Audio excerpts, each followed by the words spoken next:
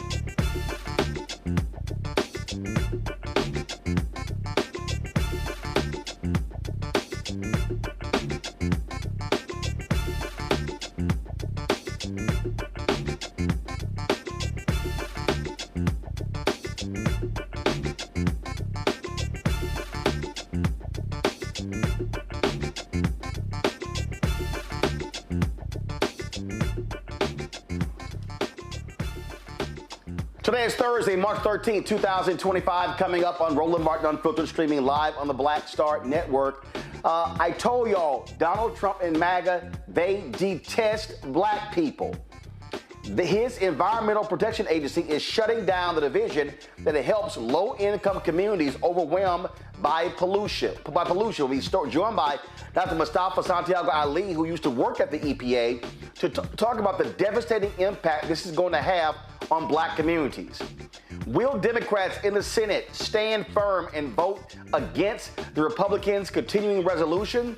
A lot of people are putting pressure on them to do so. We'll talk about that right here on today's show. The Illinois Attorney General has successfully fought against the Department of Education's attempt to cut off millions of dollars in grants to train and support new teachers. Kwame Raoul will join us on the show. We'll also examine the Department of Education's recent cuts and what they mean for those receiving financial assistance and those who look to pay off student loans.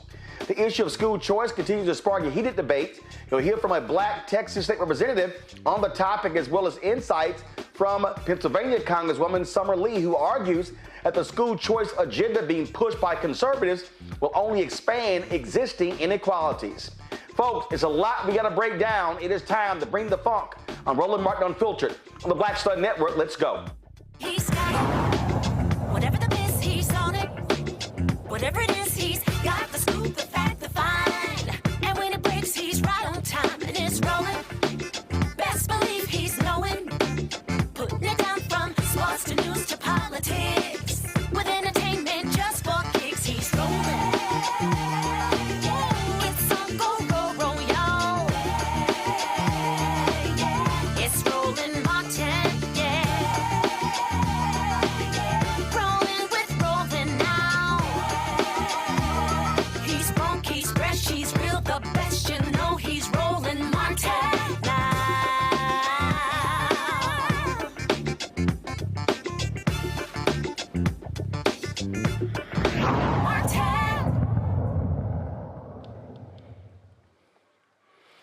Earlier in the week, we told you Donald Trump's Department of Justice, they stopped the lawsuit against a petrochemical company in Louisiana's Cancer Alley.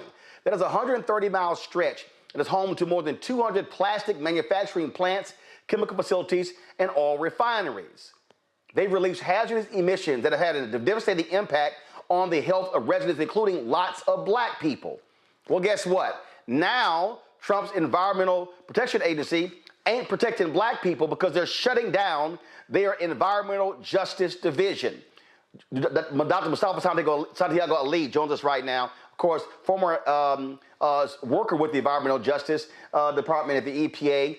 And the reality, Mustafa, is that Warren County, North Carolina. We were there a couple of years ago with Michael Regan, head of the EPA. You were there as well. That is the birthplace of environmental justice. When we talk about environmental justice, this was created by black people in North Carolina in the 1970s, where the state illegally disposed of 6,000 truckloads of contaminated soil that caused cancer chemicals to just infiltrate a low-income black community. Well, as a result of this decision here, you're not going to have the protections. This is a part of MAGA's attack on DEI. Anything that says in justice, diversity, equity, and inclusion doesn't matter, they're getting rid of. And I keep saying this. When it came to Cancer Alley, when it came to this other stuff, these folks do not give a damn about black people. And you know who's silent, Mustafa? Tim Scott, Byron Donalds, Wesley Hunt, and all of those Negroes who were dancing at the White House Black History Month reception. They have said nothing about any of this. Yeah, and it's unfortunate that they haven't, because I'm sure that they have family members or other folks who they know who come from these communities, who come from these sacrifice zones. And this current administration is placing a crosshair on the lives of black folks. And they're creating the additional sacrifice zones that will be there.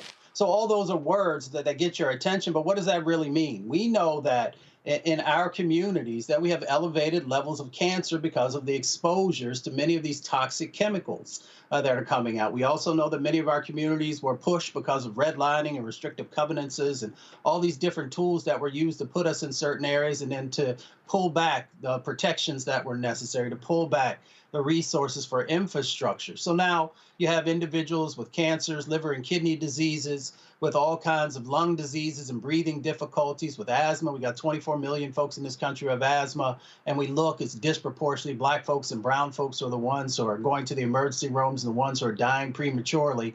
There is literally, when I first started doing this work, there were just a handful of studies that were out there. There are now thousands of studies that talk about the disproportionate impacts that are happening to our most vulnerable communities, these people who are on the front lines. So when they say, one thing we have to clear up is that environmental justice and DEI are two completely different things, but they like to just throw environmental justice on the end of executive orders and these other things that they're doing. The other thing is that they have no plan. Administrations often come in and they may have a different set of priorities and a different set of ways of getting at them, but you don't just leave people vulnerable by these cuts that you're making that literally are life and death cuts. The individuals who work in environmental justice work and the ones who work in the office have built relationship with communities for decades. And why that is important, Roland, is because people for the longest time didn't pay attention to these communities. They literally left them out there by themselves. They left them to be sacrificed. And it just took years to make sure that people understood that folks were serious and that they were going to stick and stay with you to help you to be able to move from surviving to thriving. That people really need to understand is that we're talking about regular, ordinary people who are being impacted by landfills, by environmental racism. And here's the problem. The problem for Republicans, MAGA, and Trump, they don't believe in any of this. They don't believe that racism exists. They don't actually believe that black parts of this country, low-income areas, are purposely targeted by these companies to serve as dumping ground for their chemicals. Yeah, it's true, but they don't want to believe it, right? The science is there. There's a reason why there's an attack on science. There is also a reason why they are attacking these frontline communities, these environmental justice communities. And let me just unpack that for you. These are the individuals who have been standing up to the petrochemical companies, to all of these various types of businesses and industries and companies that are playing a role in the climate crisis. And what they've done is they know that if they can begin to get rid of the protections for these communities where those facilities are, then those facilities can maximize profit. They also know that if they can address what's going on here and continue to weaken these communities, that they can also still continue to move forward on this, fighting against the climate crisis that's currently going on. So this is a very well thought out set of actions that they're doing. People just really need to understand the game that's going on. So first, you discredit what's going on in these communities and you say that they are not being impacted, that their lives are not being shortened. Then you take the money away. You cut all these grants that you see them doing so that folks can't have the capacity to be able to get the information that they need, to be able to push back against these injustices that are currently going on. Then you get rid of the folks who work inside of these agencies so that they can no longer support you and they can no longer move the grants whenever these judges say you can't just cut these funds for no reason. You've got to live up to the commitments that you've made with these contracts and grants and cooperative agreements. And then, it just continues to play out more and more. And folks need to pay attention because what's happening to Black communities now will be coming to your community in not so distant future. People got all up in arms, and they should, when the train derailment happened in East Palestine. Why do I bring that into our conversation? Because the chemicals that hit that white community, that lower wealth, working class white community, are similar communities that have been going on in Cancer Alley for 20 or 30 years. So we've got to make sure, one, that everyone is protected, but we've got to put a very intentionality in how we are addressing these long-term impacts that are happening in these Black communities in places like Cancer Alley, all throughout really the Gulf Coast and a number of other locations across our country. And this is a perfect example of what we're always saying: elections have consequences. And so we're talking about being able to go after these companies in these areas. We're talking about folks being able to sue. There's so many ramifications here that people don't really understand what happens. If Black neighborhoods become dumping grounds, the federal government has basically said, hey, whatever, we don't care, because they're shutting down all 10 of the regional offices. Yeah, so, there's a couple of different dynamics that are going on. So today, they actually said they're going to start bringing back some of the folks in some of the regional offices. Nobody knows exactly what that looks like at what level, and move people around to do other jobs. But you've got to be laser focused on environmental justice, because that's where, many of the just the injustices are happening. But when we look at the criminal cases that are going on, the civil cases that are going on, when we look at a number of the different sets of impacts, these are the areas that most need the focus. These are also the areas, because I also helped run the enforcement division at one time, these are also the areas where you get some of the biggest bang for your buck if you're serious about trying to make sure that we have cleaner air and cleaner water.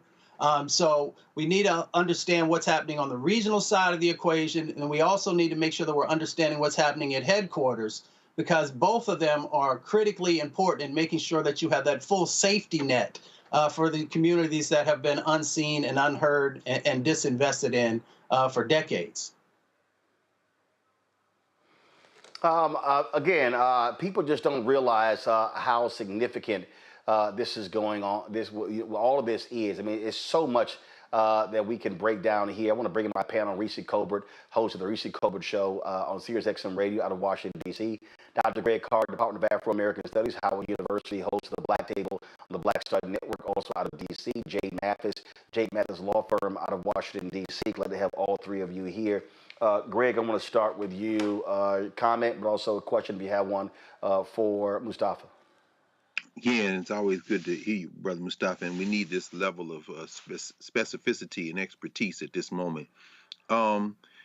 Rereading that chapter in Project 2025, you laid it out beautifully, brother. This is all about business and money, and they don't want anybody in their way.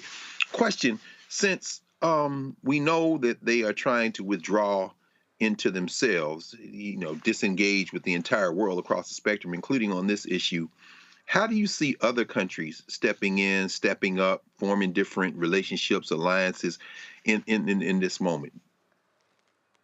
I mean, you've got a couple different dynamics that are going on. So you've had some relationships underneath of the environmental justice paradigm that have been built with some African countries who are also, the fossil fuel industry, has moved into those spaces, and now they're seeing some of the impacts. And those countries are trying to balance out, because folks have stripped away, many of the opportunities and stripped away a lot of natural resources. So you've got that dynamic. When you come up to the climate level, when you have the president who removes himself from the Paris Climate Agreement and many of these, important sets of treaties and other types of things, a part of that also is vulnerable communities that are inside of there. So that is also not just removing people from the work that needs to happen to address the climate crisis, but also the vulnerable communities who are being impacted, one from the storms and these extreme weather events, but also from the impacts that happen from exposure to these toxic chemicals. So, Greg, you've got you've got this double whammy thing that's going on, but there are folks who are stepping up. You've got folks in Brazil and other places who are stepping up. Good. Thank you, brother. Reese.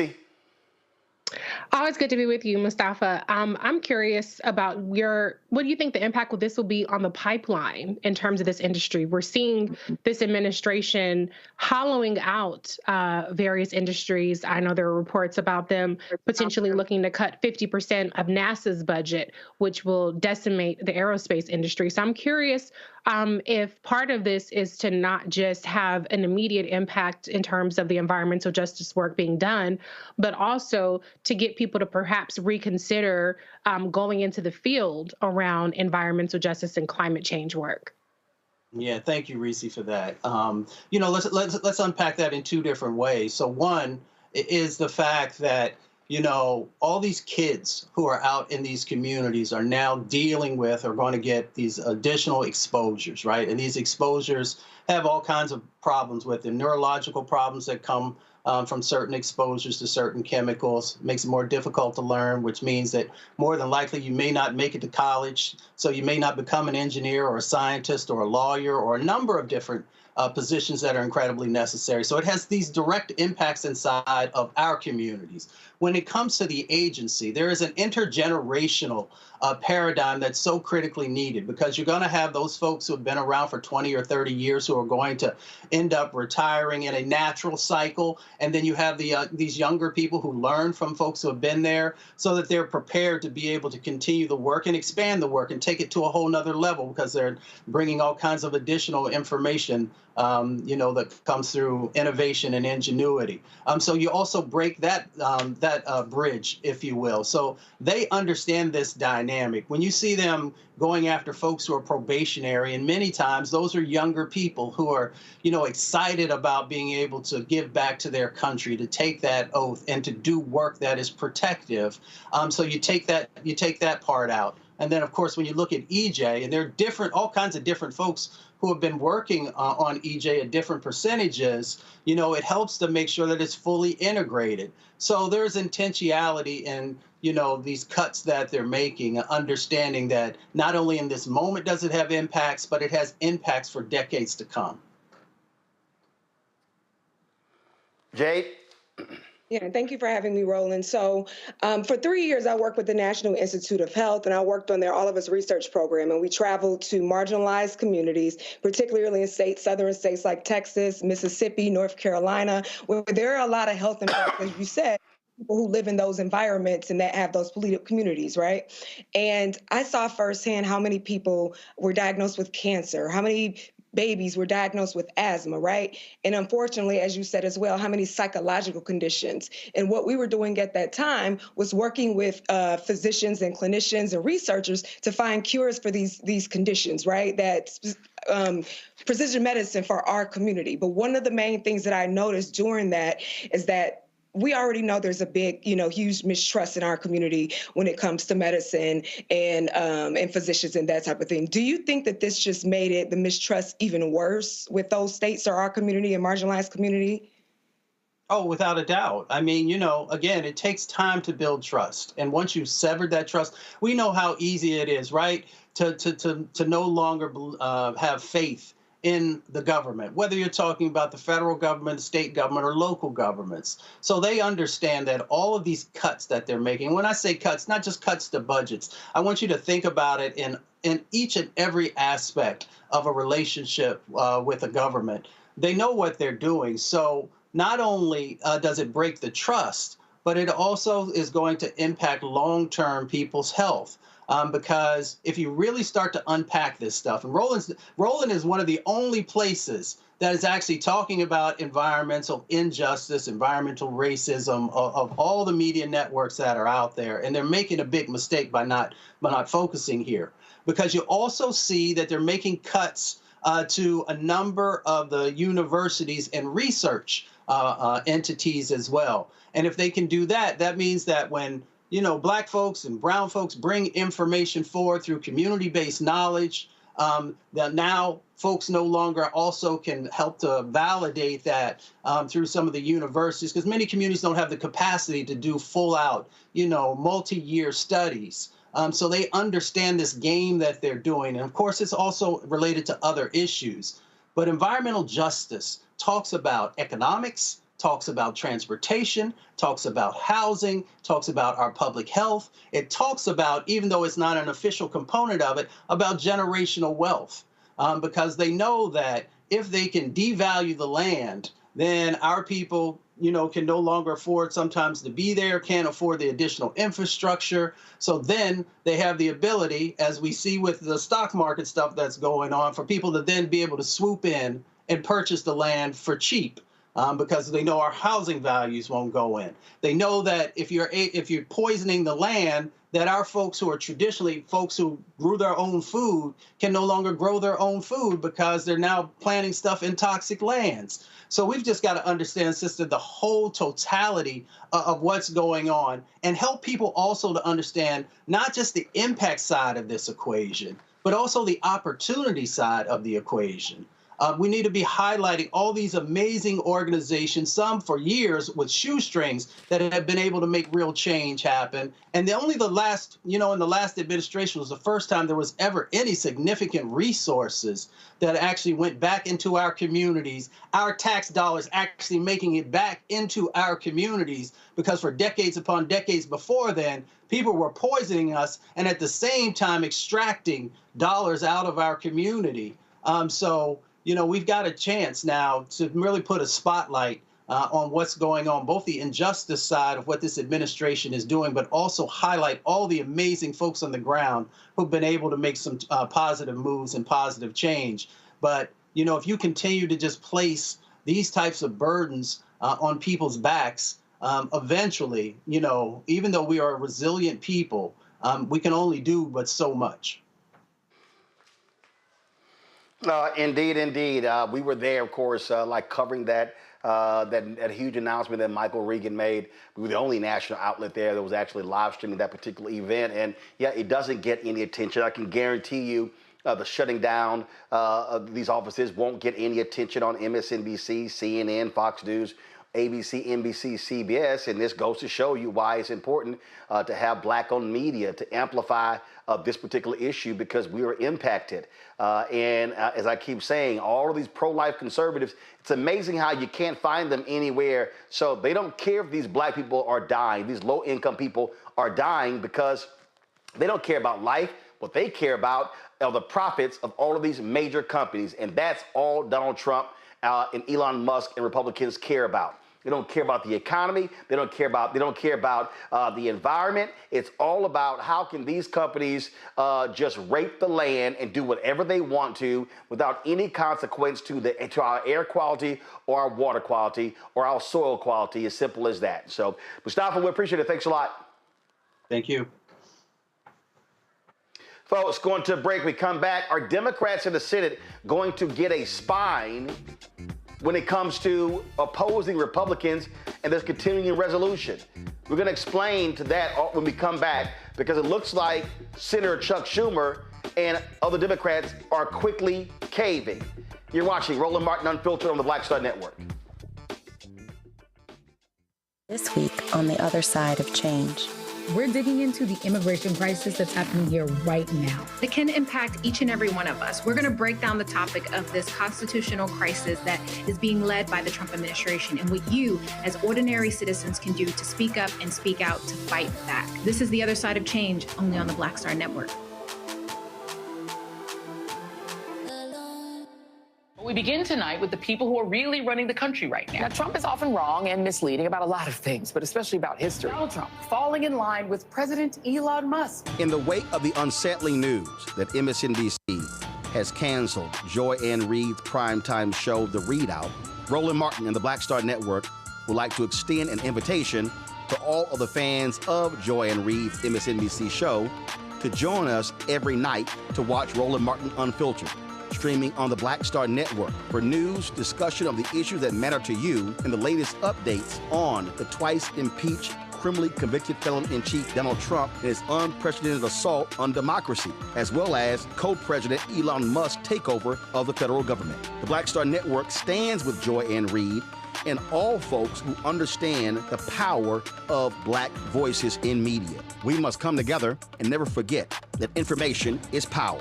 Be sure to watch Roland Martin Unfiltered weeknights, 6 p.m. Eastern at youtube.com/Roland S. Martin or download the Black Star Network app. Next on the Black Table with me, Greg Carr. There's a lot of talk about the inevitability of another civil war in this country. But on our next show, we'll talk to a noted author and scholar who says we're actually in the middle of one right now. In fact, Steve Phillips says the first one that started back in 1861, well, it never ended. People carrying the Confederate flag, wearing sweatshirts saying MAGA Civil War, January 6, 2021, stormed the U.S. Capitol, hunted down the country's elected officials, built a gallows for the Vice President of the United States, and to block the peaceful transfer of power within this country. On the next Black Table, here on the Black Star Network. Hey, this is Motown recording artist Kim. You are watching Roland Martin Unfiltered. That boy, he always unfiltered, though. I ain't never known him to be filtered. Is there another way to experience Roland Martin than to be unfiltered? Of course he's unfiltered. Would you expect anything less? Watch what happens next.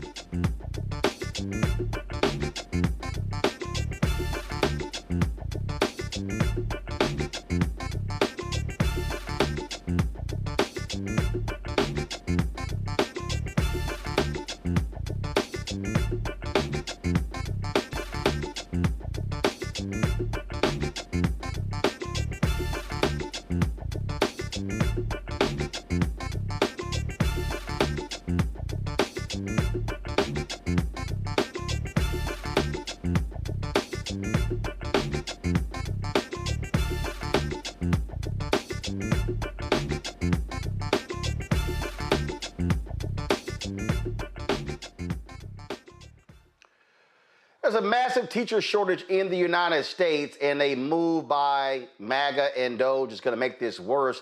The Department of Education last month abruptly cut off millions of dollars in grants meant to train and support new teachers. This directly impacts schools, universities, and aspiring educators, especially in areas like math, science, and special education. Now, a group of state attorneys general, including Illinois Attorney General Kwame Raoul, they filed a lawsuit and secured a court order to block the cuts while the case proceeds. Kwame Raoul joins us right now. Glad to have him here. AG Raoul, first and foremost, the impetus, your impetus and the other AGs for filing this lawsuit.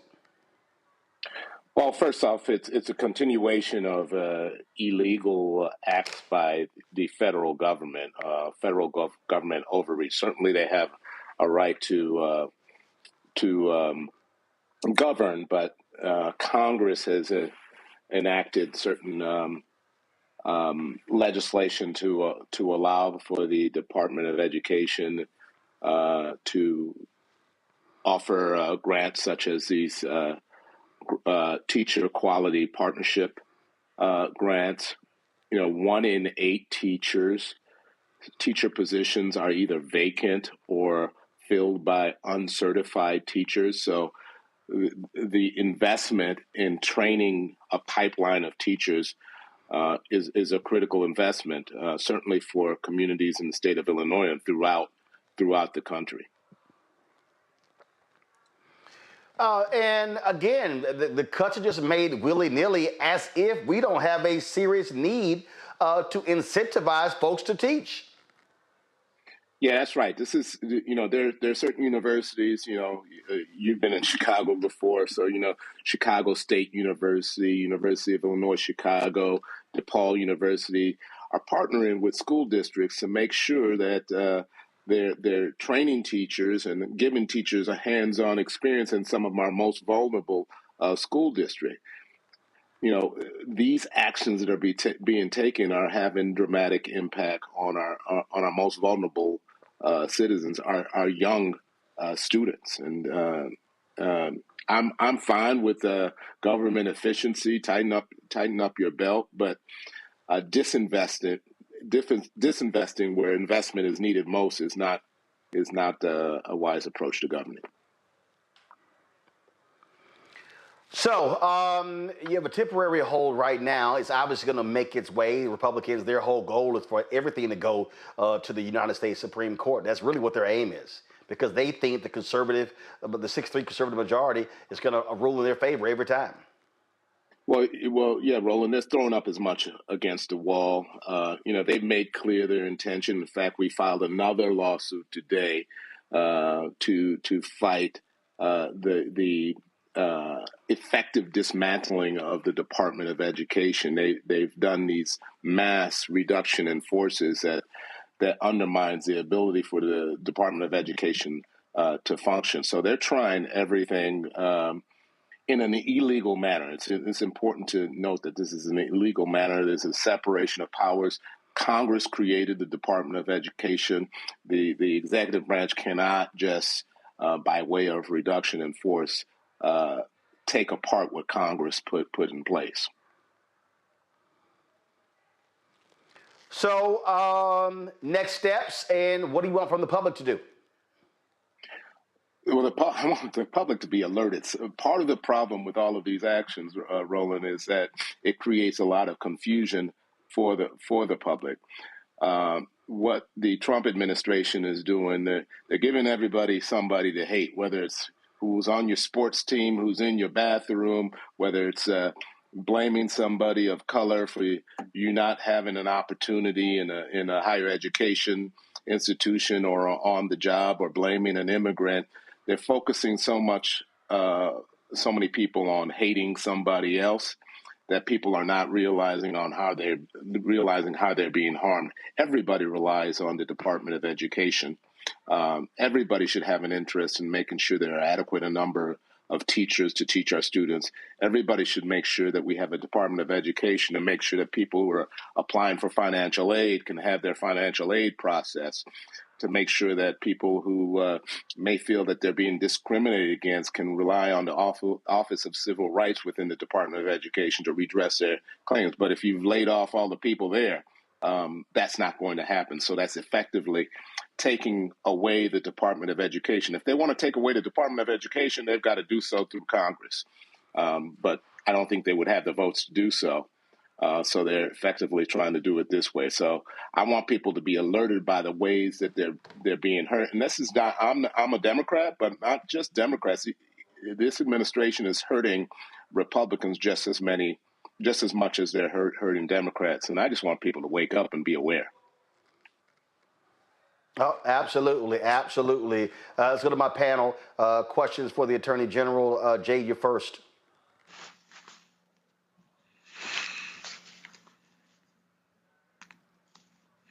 Jade, Hi, your question. I can hear you. There you go. So I do have a question. What do you think? Do you think that they're considering the fact that they always argue, and it's a known fact that a lot of people say our math and science scores, right? Our students are not able, or the reading levels are not competitive, right, to other countries. And this administration emphasizes that a lot. So do you think that's something that they factored in, that if you're cutting the student and you don't have the teachers who are trained to teach in these areas, and you have the larger class sizes where these students aren't able to get the education that we need to be competitive in that area, what does that look like on the other side? And when you're talking about areas like you said, in Chicago, I'm from Detroit public schools, when you're talking about those type of environments already affected by the large class sizes, what does that do to those communities and those test scores? Yeah, you raise a good point. We obviously have an education gap within country, but we have a global education gap as well. And to the extent that we disinvest in education, it will make things worse. It'll make things worse for the education gap within the country. Those with means will simply go to private schools and be able to educate their kids, while those who do not have means will continue to suffer as a result of us not having adequate number of teachers to teach them. But on the global education gap, it will certainly make it worse. Thank you. Reese. Thank you, Attorney General, for being here and for your leadership. How much of this administration's success in terms of the messaging around education and the shortcomings has been in convincing people that, it's things like woke and other culture war type of things that are the problem, as opposed to, as you just put it, the disinvestment that we've seen in our education system? And how do you think that part of these lawsuits can help combat that? Yeah, I think you're absolutely right. There's a game being played to shift people's attention away from the harms that are being perpetrated by this administration. So they want to focus on the minimal number of people who may be on a sports team, who may be transgender, or who may be in the bathroom, instead of whether or not we're investing enough in educating our kids. These individuals in the administration have other means to educate their kids. Meanwhile, the masses, including those who voted for President Trump, are not getting access to adequate education. There's a teacher shortage, and these grants are aimed towards addressing that teacher shortage. Additionally, the Department of Education, which they're trying to dismantle, is there to make sure that there's no discrimination in education, and to make sure that people have access to financial aid so that they can seek out higher education, and make sure that there's fairness in our school system. Mm-hmm. Mm-hmm. Greg? Thank you, Roland, and thank you, General Raoul.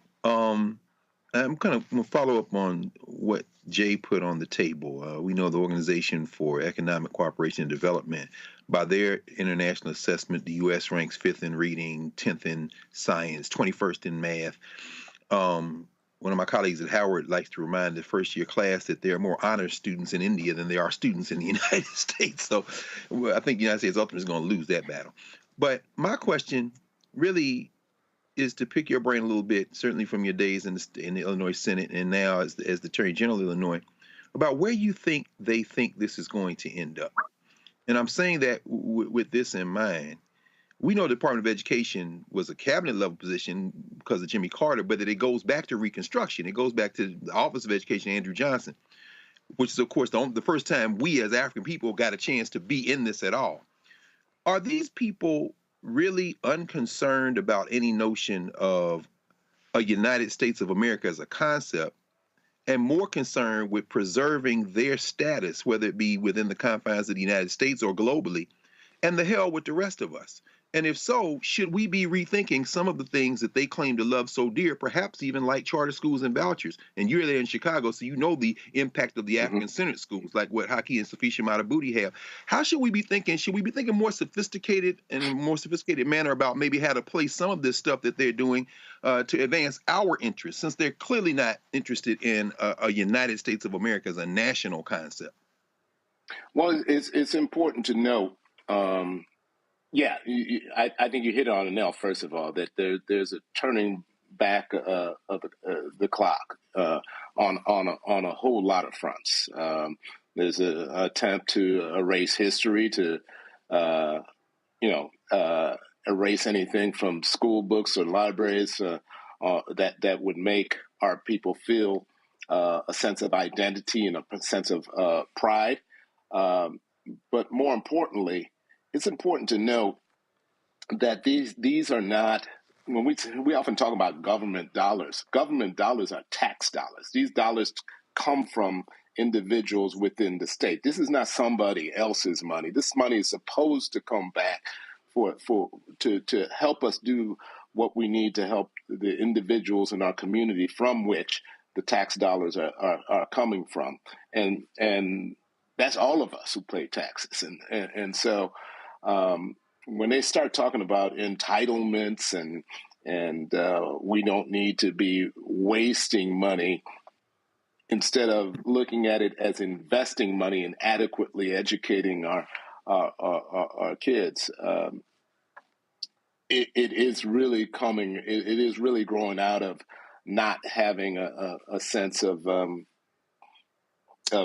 caring for certain communities, and it's been clear which communities those are. Whether it's the attack on diversity, equity, inclusion, a lot of these cuts in grants have been clothed in the notion that they're embracing DEI, as if DEI has become a bad word. You know, we've heard DEI candidates, DEI hire, and now they're talking about DEI programs, so as to make cuts to needed programs. As I said before, 1 in 8 teacher positions are either vacant or filled by somebody who's not certified to be a teacher.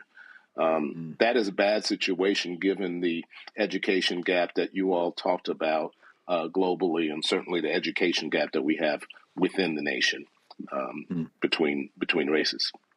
Mm-hmm. Thank you. All right, A.G. Raoul, we certainly appreciate it, man. Thank you so very much for joining us. Keep up the good work. All right. Good luck to your Aggies there. Well, you know, hey, SEC tournament and March Madness is coming up. We'll see what happens. I appreciate it. Thanks a lot. All right, folks, going to go to the break. We come back. What the hell are Senate Democrats doing? Looks like 8 Democrats are going to vote to end cloture and allow the Republicans' continued resolution to go forward and not shut the government down. We're going to talk about that coming up next. But before we do that, don't forget to support the work that we do. Join our Bring the Funk fan club. Let me tell y'all what happens when you are handling your business. So Keenan, my digital director, sent me this earlier. He said, just finished talking with the YouTube rep. So we have a YouTube person that's assigned to us to handle our channel. He said the State of Our Union live stream came in at number 5 of all of the live broadcasts on March 4th covering Trump's address. Only major broadcasters had higher numbers than the Black Star Network. Number 1 was Live Now from Fox News, the White House. Fox News was number 3, Associated Press was 4, and our channel was number 5. He said they have never seen anything like this. And so, folks, that's the power of Black-owned media. And so when you support this show and this network, that's what we're making possible. We don't have millionaires and billionaires cutting us checks. We're just out here doing the work every single day. And again, doing amazing things. And that was all organic. We didn't have a publicist sending stuff out. We didn't sit here and we were, buying ads and billboards and promos, things along those lines. That was regular, ordinary folk just sending a text message around. And that thing went all around the country in all family chats. And at one point, we had 250,000 people watching us live that night. And we didn't even show the speech of the twice impeached, criminally convicted felon-in-chief, Donald the Con Man Trump. And so that shows you the power of African Americans when we unify. So y'all want to support us? Join our Bring the Funk fan club. There are multiple ways that you can give. If you want to give via Cash App or credit card, this is the QR code for Stripe. It's right here. Just click the Cash App Pay button to contribute. Also, so you can see your check and money order to P.O. Box 57196, Washington, D.C. 20037-0196. PayPal is R. Martin Unfiltered. And when you see it, it's going to say New Vision Media. That's the parent company, y'all, so don't be afraid. So R. Martin Unfiltered. Venmo is RM Unfiltered. Zelle, Roland at RolandSMartin.com. Roland at RolandMartinUnfiltered.com. We'll be right back. Hello, I'm Isaac Hayes III, founder and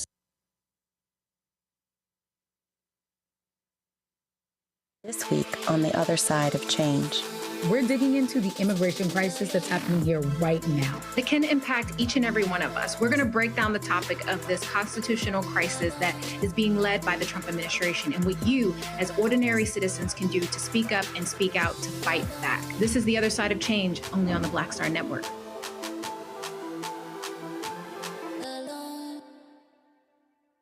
Now that Roland Martin is willing to give me the blueprint, hey, Cyrus, I need to go to Tyler Perry and get another blueprint because I need some green money. The only way I can do what I'm doing, I need to make some money. So you'll see me working with Roland. Matter of fact, it's the Roland Martin and Cheryl Underwood show. Well, should it be the Cheryl Underwood show and the Roland Martin show? Well, whatever show it's going to be good.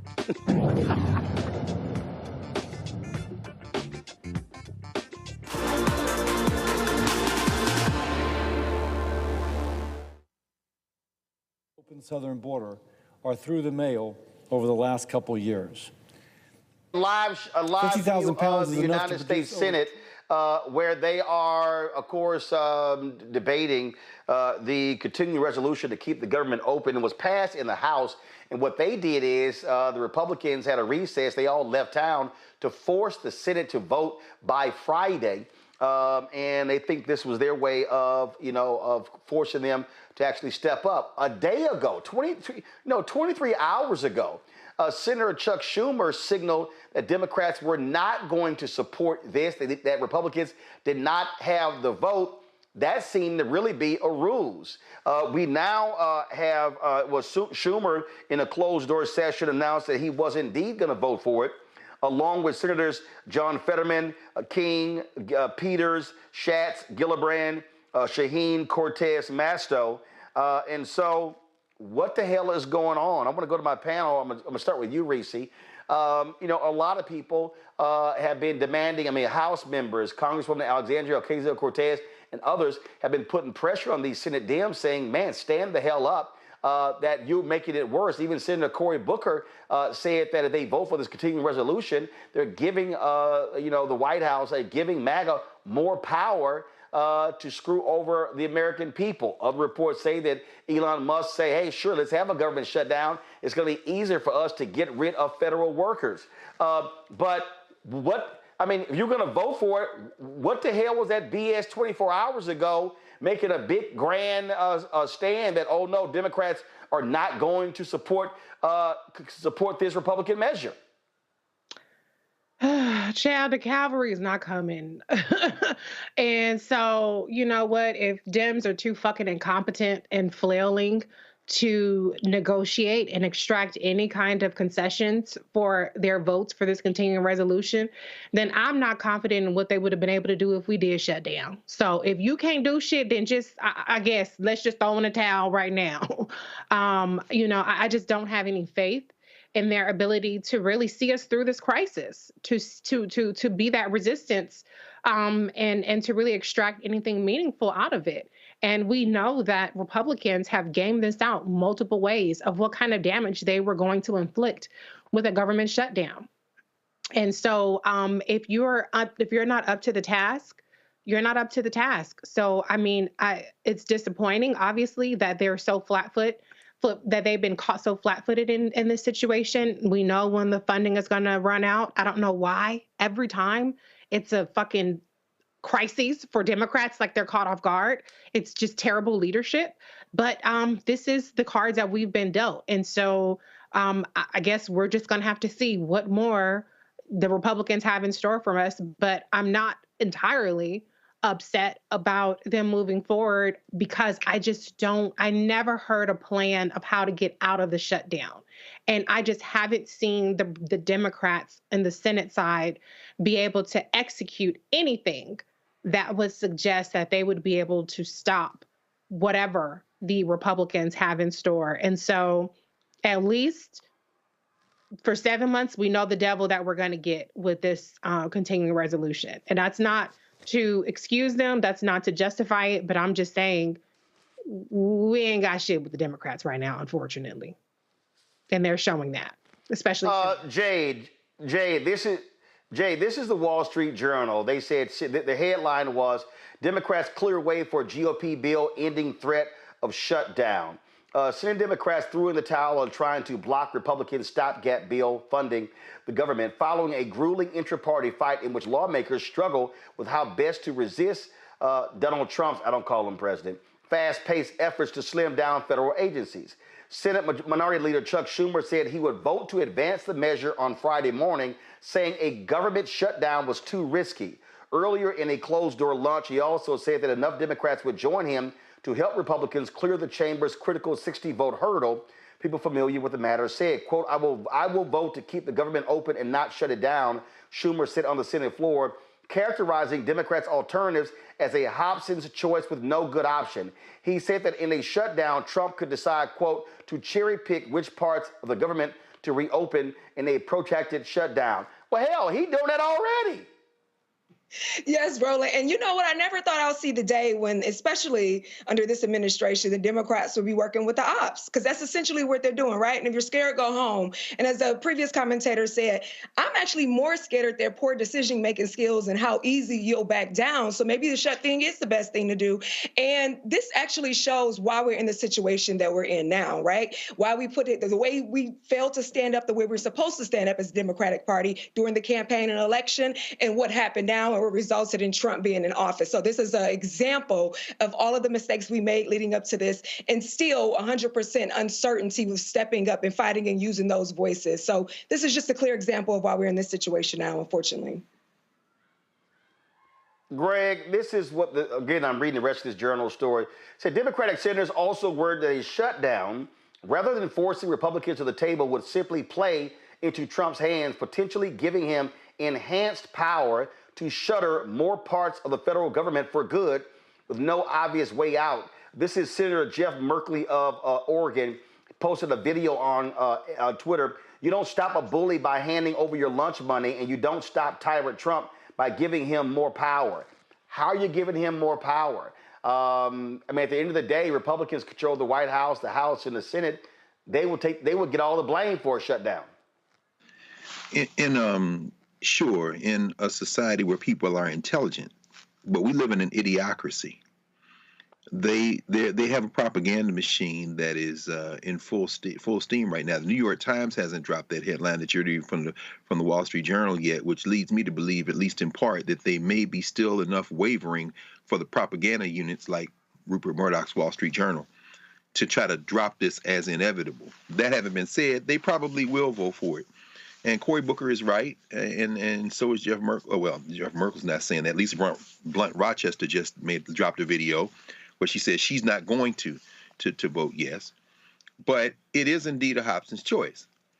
If they were not to vote, and if the government was shut down, I think that would give the fascist Elon Musk more leeway. They would use that as an opportunity to accelerate some things that I think, as the courts continue to play out, and we just saw the judge ordering thousands more workers reinstated, even as we've just seen since this afternoon that the birthright citizenship case is now going to be heard by the Supreme Court.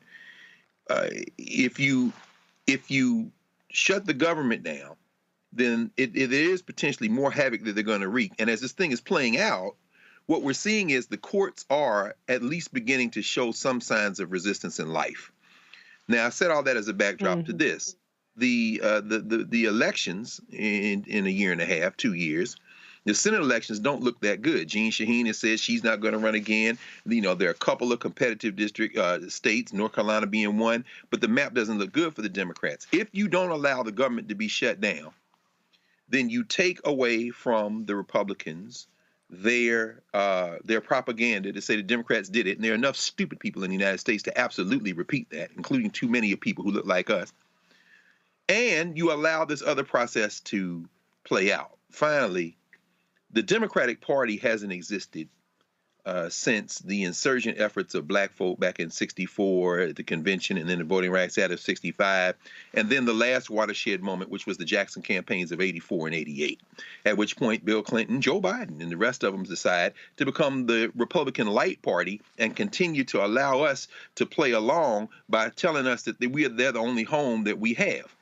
That kind of remains true, but any insurgents that would expect all the Democrats to act in the same way flies in the face of the reality that there hasn't been a Democratic Party like the one that we would support to advance our interests really since the late 1980s.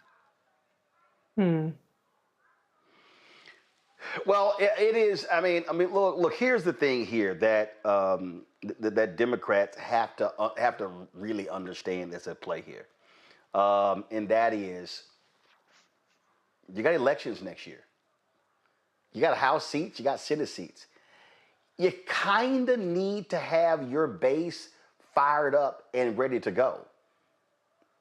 That ain't what I'm seeing and feeling, Jade. I mean, I'm not getting that sense, and I think the politicians in D.C. are totally misreading the base and what they're saying. And I ain't talking about Bill Maher. I ain't talking about James Carville. I'm talking about the people who you need to be fired up to mobilize and organize folk to get out and vote next year. Roland, I think it's going to be another F around and find out like it was for this past election. I think it's going to be another version of that if they don't get it together and get it together quickly. Reese? Yeah, I mean, they are misreading the moment, but at the same time, the reality is that there is a lot of energy on the opposite side. And I think that maybe our side, some of us are missing that part as well. And that's not to excuse anything that's happening.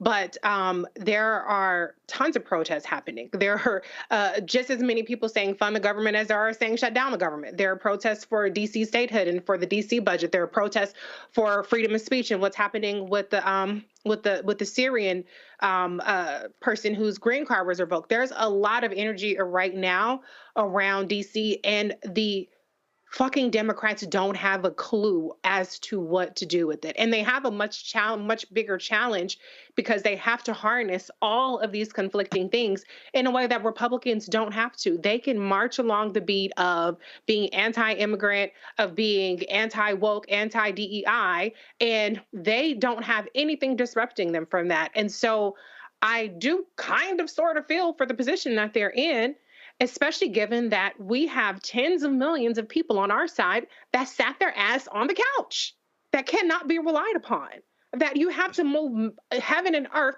just to get them out every 8 years to vote. Forget about every 4 years. That's right. So there is a lot that has to be done.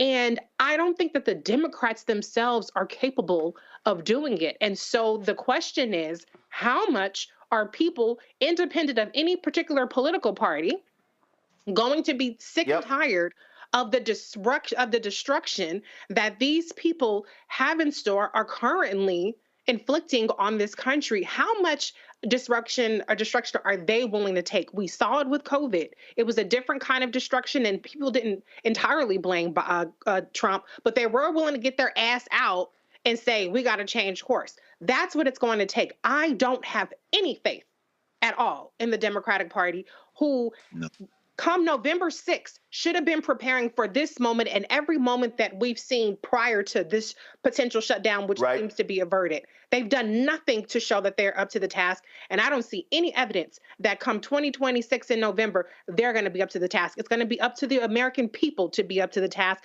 to wrestle this power away from Republicans, despite the structural advantages they have in the Senate and in the House and maintaining it. Yeah.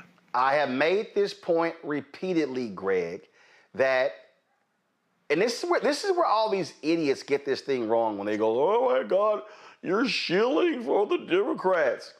No, I'm advocating for black people. And what that means is there needs to be a lot of folk who get challenged in the primaries. That means that, and this is what I have been saying this for years, that people, we have to be organizing and mobilizing ourselves. How many times have I said, don't send money to campaigns, send that to third-party grassroots groups? I've been saying that for a very long time, because why send the money to them? Then you gotta beg to hope they fund black initiatives. Nope, fund it ourselves. Look, when we raised money with Win with Black Men, we kept a lot of that money. We didn't send that money to the Harris campaign. We kept damn near $500,000 and then gave it to black male organizations. And so what I keep telling people, look, stop waiting for a politician. Stop waiting for them to come save you. No, this is called save ourselves. That's absolutely right, Roland.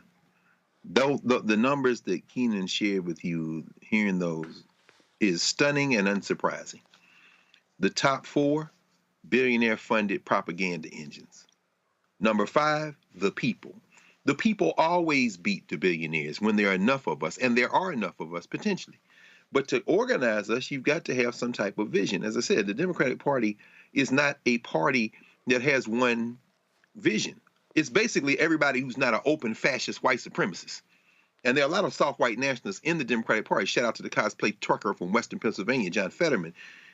That having been said, what you just described is the only thing that has made us have any progress in this country. I take no pleasure in saying what I've been saying all along, and which I will continue to say, and which I'm about to say again. This project is nearing an end. It has never been a nation. The better angels for all of us would say we can live together as a species, we can do it in this country, we can come together, but that would require not only displacing, but killing white nationalism. When this government is disintegrated, the autopsy is going to cause pain for all of us. And I, for one, if I were sitting in the United States Senate, I might vote to allow the bill to pass and not have the government shut down, because I know that the pain is going to fall not on the senators, who will all be fine, not on the Congress people, who will mostly be fine, but on the people who need their checks, the people who will continue to go to work and not get a check, and might not have a job when Elon Musk and his muskrats, including Grape Nuts, or whatever he calls himself, the 19-year-old, comes in and is vetting and looking and firing. And it might be more difficult because there's another layer of legal action that has to be taken before any maybe even eventual reinstatement, because you did it when the government was shut down, which will exacerbate the power, which will amplify the power of the executive to do whatever needs to be done. All that as a backdrop to this. African people in this country, as an act of self-defense, have engaged in the political process, not because we believed in this experiment, not because we believe in this country. It's all cosplay. We were in self-defense. If this government is disintegrated, if they succeed in privatizing everything, the top states that get most of that tax money that Kwame Raoul was talking about, number 1 is Alaska, 39.3%. For every dollar Alaska puts in, they get 4 back. Kentucky's number 2. They get damn near $4 for every dollar they put back. Vermont, number 3. Then West Virginia, Washington, D.C., and then Arkansas, Louisiana, the Confederacy. Do you know who's going to be harmed? The hillbillies are going to be harmed. And I, for one, God bless our common humanity, but let's be clear. We have shown ourselves since we were brought here in human trafficking and in captivity, that when left to our own devices, we can take care of ourselves. And I'll bet on us and watch these other people break like the balsa wood they have been since they started this criminal enterprise. I'm here for that. All right, folks, hold tight 1 second. Going to a break. Lots more to cover here on Roland Martin Unfiltered on the Black Star Network.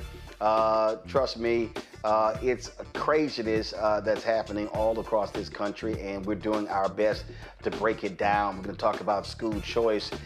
You got Governor Greg Abbott. Billionaires gave him about $10 million to push it through.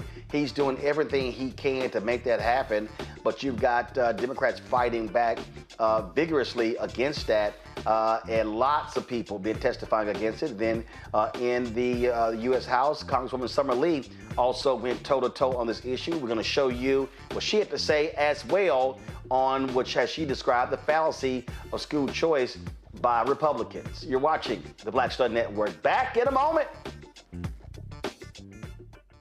We begin tonight with the people who are really running the country right now. Now, Trump is often wrong and misleading about a lot of things, but especially about history. Donald Trump falling in line with President Elon Musk. In the wake of the unsettling news that MSNBC has canceled Joy Ann Reid's primetime show, The Readout, Roland Martin and the Black Star Network would like to extend an invitation to all of the fans of Joy Ann Reid's MSNBC show to join us every night to watch Roland Martin Unfiltered, streaming on the Black Star Network for news, discussion of the issues that matter to you, and the latest updates on the twice impeached, criminally convicted felon-in-chief Donald Trump and his unprecedented assault on democracy, as well as co-president Elon Musk's takeover of the federal government. The Black Star Network stands with Joy Ann Reid and all folks who understand the power of black voices in media. We must come together and never forget that information is power. Be sure to watch Roland Martin Unfiltered weeknights, 6 p.m. Eastern at youtube.com/Roland S. Martin or download the Black Star Network app. Farquhar, executive producer of Proud Family. Bruce Smith, creator and executive producer of The Proud Family, Louder and Prouder. And you're watching Roland Martin Unfiltered.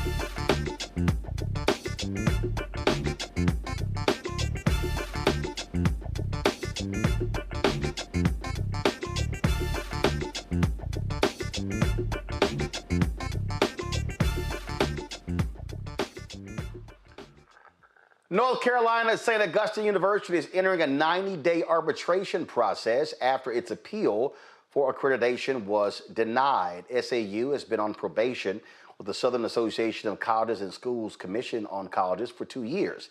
In December 2023, the SAC-SCLC Board of Trustees voted to remove SAU from membership due to financial and governance issues. After a successful appeal, the university was reinstated in July 2024, with the reinstatement remaining effective through the end of the year. However, on March 6th, the historically black college and university announced its appeal to maintain accreditation was ultimately denied. The university stated that the upcoming 90-day arbitration process would ensure that all students graduating by May 2025 receive degrees from an accredited institution. We have reached out to the school and they sent us the following statement. St. Augustine's University is dedicated to ensuring a strong and sustainable future. We are actively exploring all available options, including arbitration, to demonstrate our financial stability and maintain our accreditation. Arbitration is our final opportunity to prove that we possess the resources and strategic vision necessary for long-term success. We're diligently securing additional funding and partnerships to strengthen our sustainability. Now more than ever, we need unity, positivity, and collective support from our alumni, supporters, and the broader community as we navigate this critical moment together. we can ensure that SAU continues to be a pillar of education and opportunity for future generations. The community, the Save SAU Coalition, and other St. Augustine alums are meeting as we speak to discuss potential next steps. Greg, I want to go with you. I got to deal with this line here, and I'll be honest with you, it sort of pisses me off. Now more than ever, we need unity, positivity, and collective support from our alumni supporters in the broader community. Okay. How about you not keep screwing up? See, here's the issue that I have, and I'm being real clear here, and it bothers me. It bothers me that, let's be honest, a lot of HBCUs were saved with the COVID resources that they received. And there were a lot of people who said, and I've talked to many university presidents who said that they were able to get their fiscal house in order. They were able to pay off debt. They had debt forgiven, and that they were great, that they benefited significantly from what took place. And we've seen where St. Augustine's was doing well, and then not, they're doing well, the change of leadership, then board trustees, whatever. At some point,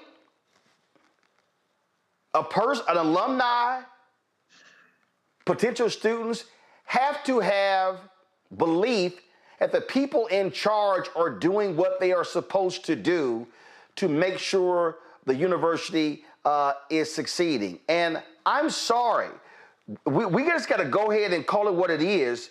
When you have this constant drama, it's like over and over and over again, that's not going to make somebody want to come to your university, and it's damn sure not going to want to make somebody to keep shelling out money if you can't get your act together. I know, Roland. I think we all know this. Again, it's a barometer of the tragedy of miseducation. And what we're facing is so, listening to you, it reminds me, I had a conversation about 10 years ago with an elder, and he was telling me, he said, look at how the trustees, the boards of trustees have changed in the last 2 generations at HBCUs. He said, after you get past the era of white rule, which takes us up into the 1930s and 40s, and you start seeing the first black trustees at HBCUs at a critical mass, and then, of course, they become overwhelmingly black, these HBCU boards. He said many people who sat on those boards were institution builders. They were business owners. If you were on the board at North Carolina A&T or North Carolina Central, you had the person who ran North Carolina Mutual Insurance. So, you had A.C. Gaston on the boards in Alabama, this kind of thing. He said, and then somewhere around the between the mid-70s and into the 80s, you get the Vernon Jordan types. These are the Negroes who are the first Negro to be on this corporate board of white people. And this is the first, and the mentality, said, begins to change. You start moving from trustees who have built something in black communities to trustees who are happy to be in the room and who think that the approach is to be next to these white folks and make some money. He said, I'm not condemning them. I'm saying, but he says it's a different mentality. Now, put that in as a factor, because some of this decision-making is by people who, frankly, haven't really been black institution builders. And although they are black, and I'm not questioning anybody's blackness, I'm saying their attitude toward how you defend black institutions is very different. It's more of a, I hate to say begging mentality, but I'll leave it at that. But the other factor is the geography of HBCUs. Many of these institutions, and I think St. Aug fits right directly in this bullseye, my alma mater does too, Tennessee State for that matter, are in state capitals, or places where the hillbilly horde behind the cotton curtain want to get their hands on that real estate. See, St. Aug is in a real estate war with the hillbilly horde in North Carolina. Tennessee State, particularly the downtown campus, is in a war with the hillbilly horde of Nashville. Eddie George went to Bowling Green as a head coach, not because he wanted to leave Tennessee State, but that hillbilly horde is going to try to hamstring everything out of that institution until they can try to break the will of black folk. Now, when you put those two things together, Jackson State, Jackson, Mississippi, FAMU, Tallahassee, state capitals, in other words, Baton Rouge, Southern University, then you have to have a type of black leadership, board, president, that is going to punch these white boys in the face. But the era of Elias Blake, the era of Fred Humphreys at Florida A&M and Tennessee State, that era is gone. And what you are increasingly seeing in terms of HBCU leadership is black folk who want the best for the race, but who quite frankly are a little scared and a little timid.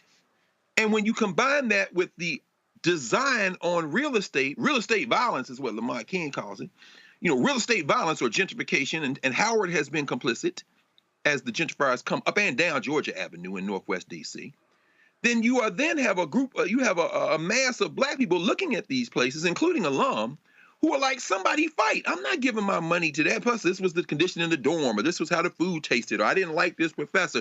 So I'm not giving any money, and it becomes a doomed feedback loop. It becomes a vicious cycle. And I really don't know how we solve that, except you have to run to the fight. You can't run from it. And that is something that I quite frankly don't have an easy answer to, how you encourage people and inspire people to run to the fight, not away from it. But right now, I think we're in, if not full retreat, there's too many people in retreat to really do anything much more than kind of lament our condition. See, I'm also gonna say something, Jay, that, and let me just go ahead and be clear. You're gonna have some folks out here, and look, I've been listening to this bullshit my whole adult life. You sitting here saying all that while you wearing a Texas A&M shirt. Yep, sure am. I had somebody on my Instagram page.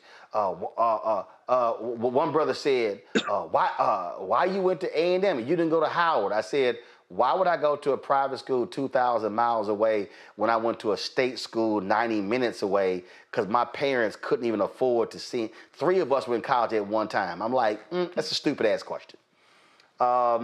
Texas Southern University, right across the street from my high school. I was named the best student in my magnet school of communications. TSU never even recruited me. And they were literally right across the street. And they got a school of communications. That ain't on me, okay? So I'm going to say this. I don't really give a shit what anybody thinks. There are 107 HBCUs. I have personally been to 61 of them. 61 of them. I've got a number of HBCU presidents on speed dial. I've had this conversation with numerous boards of trustees, board chairs, donors, alumni, faculty, staff, presidents, and I'm just going to say this right now. There are individuals who are sitting on some of these HBCU boards who have no business being on any board. Facts. They don't know how to run a business. They don't know how to raise money. Let me be real clear, okay? If you are sitting on an HBCU board and you are personally not bringing in a minimum of $25,000 a year to the school, you should be removed from the board of trustees. Mm-hmm. Oh, now I know somebody sitting here going, "Damn, Roland, that's cold-blooded." No, it's not. Mm-mm. The Chicago Theological Seminary, they wanted me to sit on their board of trustees. They approached me. I declined. But they had a minimum amount that you had to either give or raise to be on their board. And when I look at some of these decisions, and I'm not talking about just St. Augustine's, it's a number of institutions that I'm talking about, that there have been people with massive egos, people, again, who ain't never run shit, but now all of a sudden they got some power, and they're running our institutions into the ground. Now I know there's somebody who's, again, they're sitting there going, "Damn, man, that's cold-blooded." Okay, shall we assess some decision making? I'm looking at the numbers right now. St. Augustine's University received $35 million from the federal government during COVID. $19 million in Cap 1 forgiveness. No, let me correct that. $19 million, $262,730.32 in Cap 1 forgiveness, meaning that's money they didn't have to pay back, okay, which was taken out. Those loans, all right? So what I don't understand is what are these continuing problems we're talking about here? Not only that, the university cut a deal, all right? So first of all, they took out a $7 million loan last fall that had 24% interest rate. Come on. And a 2% management fee. Come on, Roland. The university put real estate up as collateral in case of a loan default. Okay, so let me explain something to y'all watching. Come on now, break it. If you went out to get a $7 million loan and they charge you 24% interest rate, that means your credit ain't no good. When I read the Chicago Defender, we couldn't even get stuff in the building fixed on credit because our name was so trash. They were like, no, y'all got to pay the full amount up front to fix the water heater, to fix all sort of problems. I'm just telling y'all straight up, okay? So what I don't understand, and we've had folks in the past on, but I would love for somebody with St. Augustine's to explain to me, how did you get $35 million from the federal government during COVID? We're talking 2020, 2021, 2022. And here we sit in 2025, and you damn near, if you lose accreditation, your students can't get financial aid because it has to be accredited. Now what you gonna do? I don't understand. And not only that, yes, you do. Yes, you do. They then announced. You understand? They then announced in November. Oh, yeah, I do. And let me and guys, let me just be real clear. Let me be real clear. And I want everybody to understand. Again, I'm not asking for this. I'm not asking for this. I'm not asking for this at all.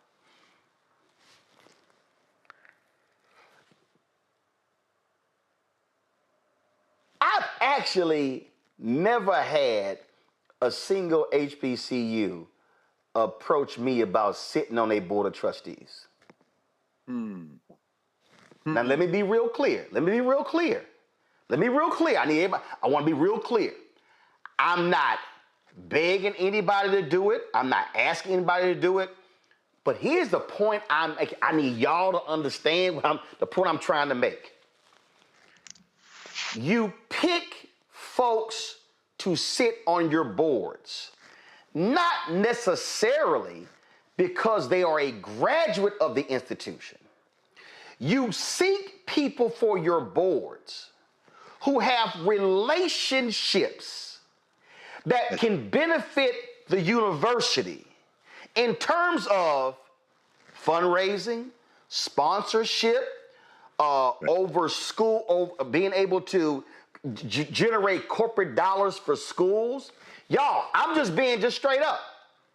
When Fisk University fired Dr. Van Newkirk, I did a video and I went off on him. Within 15 minutes, boy, I got an Instagram DM, the board chair would like to talk to you. So I get this email, and the board chair says he's an alpha and he's also in the boule. And I'm sitting there going, okay, that's great, but that don't mean damn thing to me because of my criticism.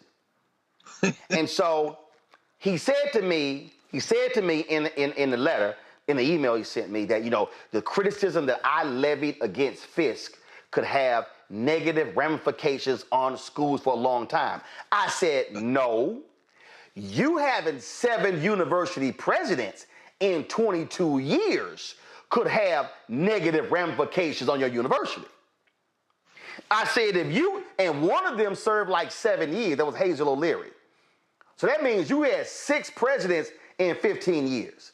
And I said point blank, I said, hey, if you have 6 presidents in 15 years, either your board has no idea on how to pick presidents, or your board ain't got no idea what the hell they doing. And all I'm saying is, and I'm going to go to Jade, then I'm going to go to Reese. I'm reading this story from Inside Higher Ed. It said, in November, SAU officials also struck a $70 million deal with 50 Plus One Sports, a fledgling Florida company, to lease its campus and develop university property for 99 years. That's it. The deal would have provided a much-needed financial lifeline for the cash-strapped university that needs to urgently fix its finances before the accreditation review. Guess what? The North Carolina Attorney General's office, which reviewed the deal due to state law on the transfer of assets from a nonprofit, announced it would not approve the arrangement with 50 Plus One Sports as written due to a lack of, quote, sufficient documentation to support the proposal and concerns that the payout, quote, is too low to justify transfer of the lease rights for SAU's campus, which is appraised at $198 million. The Attorney General's office also expressed concerns about SAU's, quote, ability to continue to operate. Now, Jade, this is just how Roland just looks at this here. Mm-hmm. If Roland is sitting in a room with St. Augustine's officials and your accreditation is about to you're about to lose it. I'm sitting here, I just do basic math. Forgive me, I never understood trigonometry. I never understood geometry. I never understood algebra. But you know what I do understand? 5 plus 5, 5 times 5, 5 times 50, 500 times. See, I know basic ass math. And if I'm sitting in a room, I'm sitting here going, okay, what are the existing liabilities at St. Augustine's? Who do we owe? What are the existing revenue streams that we have at St. Augustine's University? Okay, how many students do we expect to be at this university next fall? Do we have any students who are going to be here online? What's going to be the cost of servicing those students? I'm looking at basic fundamental math. Then I'm looking at my board and control room. Y'all look it up for me because I ain't got time to look it up. Tell me how many people are sitting on their board. So if they got 10 board members, I need to see at least 200,000 coming in from the board every year. I just don't understand, Jade, how it can continue to be problem after problem after problem after problem after problem, year after year. When every ward was president, they had issues before then. How you keep having issues for 8, 10, 15 years? Bro, Jay, go ahead. I'm sorry. No, I feel you. One of the biggest problems I think is going to be accountability, right? And awareness. And just being able to be real and call a spade a spade. I'm like you. So we want to be treated like the PWIs, right? Or comparable to the PWIs. However, we out here moving like Negroes, right? You got bad credit. You have bad financial decisions, financial mismanagement, those type of things. And you really can't heal what you won't reveal, right? In the words of illustrious Jay-Z. So if you all aren't able to be real with yourself, and one of the things I found most astonishing is that SAU said some of the things and some of the steps, they outlined some of the steps they were taking to resolve some of the financial problems. One of the steps said including 4 audits and a reduction of half the staff, which resulted in $17 million in savings and obtaining $7 million in loans from Gothic Ventures. Number one, do you need another loan? It sounds like y'all had a lot of loans and some financial payments you don't have to pay back. But number two, is it going to affect the students, the half of the faculty staff? And if it's not, why didn't you think of this before? Why did you have to get to the point where you have to do a 90-day arbitration before you say, hey, maybe we should get rid of half of the staff, and that will allow us to have $17 million cleared up? Secondly, I actually spoke with an alumni who's a pretty good friend of mine and very active in that chapter. And one of the things she highlighted, and some of the concerns is that including poor campus conditions. They have to be real with that. Call a spade, financial mismanagement. And one of the number one things that you have been talking about is the Board of Trustees' lack of transparency. That's what she said is a known fact, is that there's an issue with the Board of Trustees' lack of transparency. And in my opinion, one of the main things they do, and a lot of these boards do, unfortunately with HBCUs, is they use that title and that position as a resume filler, right? As a bragging right. And then you have the schools that are appointing them to be Board of Trustees based on titles, right? With their PhDs or doctorates. So I think it's a problem bigger than what they want the community to step in and solve. I think it's an internal problem of self-awareness and accountability. Reese, anybody who knows me knows I am a strong believer in Black institutions. I am a strong believer in us supporting, in us funding. But here's what I also am a strong believer in. I'm a strong believer in accountability. I'm a strong believer that if you're going to put people in charge of something, that those people are going to be handling the business. I can tell you that one of the greatest issues that I have heard, not just from presidents, but I've heard this from actual board members. If there are too many HBCU board members who are trying to run the institution as opposed to the president. There are too many folk who want to decide, who want to control the athletic department, who want to control one HBCU president told me that he got in trouble with the board because he told his secretary that she could access his president at university email, but he would handle his own private emails. She was talking to the board chair. Why in the hell is the secretary of the president having any conversation with the board chair about his business? This is the BS that I'm talking about. Now, I know somebody is going to, I know folk going to see, but we hear the same thing at PWIs. Okay, but we ain't talking about them right now. We talk about Black institutions. Because, see, this ain't no different than our Black organizations. I remember, Reese, the third time I was on the board of directors of the National Association of Black Journalists. And so we had a break in the meeting, and there were board members who were complaining about how much a particular staffer was being paid and how this person was still living in Atlanta, even though our national office was in Maryland. And so, I don't waste my time with BS conversation. But finally, I turned around and said, hey, can y'all shut the hell up? They were like, excuse me? I said, did we allocate the budget for the national office? Yes. I said, well, I don't give a damn how the executive director chooses to spend it. If the executive director, if we allocate $500,000 and he wants to give one staffer $200,000 and they want to work remotely, that's his responsibility. We oversee him. Now, if he ain't handling the job, he gonna end up having to answer for that. I said, but why are y'all getting in the business of the damn executive director? Well, that ain't your damn job. What the hell an office person does? I said, that is not what a board's supposed to do. Your job is fiduciary responsibility and governance of the organization, not who the hell shows up in the damn office. And the whole room got quiet. I said, and this is the problem, because guess what? Every person I was talked to, not a single one of them was a boss. Not a single one of them had a job with a P&L responsibility. And that, to me, is one of the greatest struggles. When I look at people who sit on boards of trustees, the first thing I look at is what jobs have they had before? What responsibilities have they had before? Have they ever had a job that had P&L responsibility? Everybody watch it. It's called profit and loss.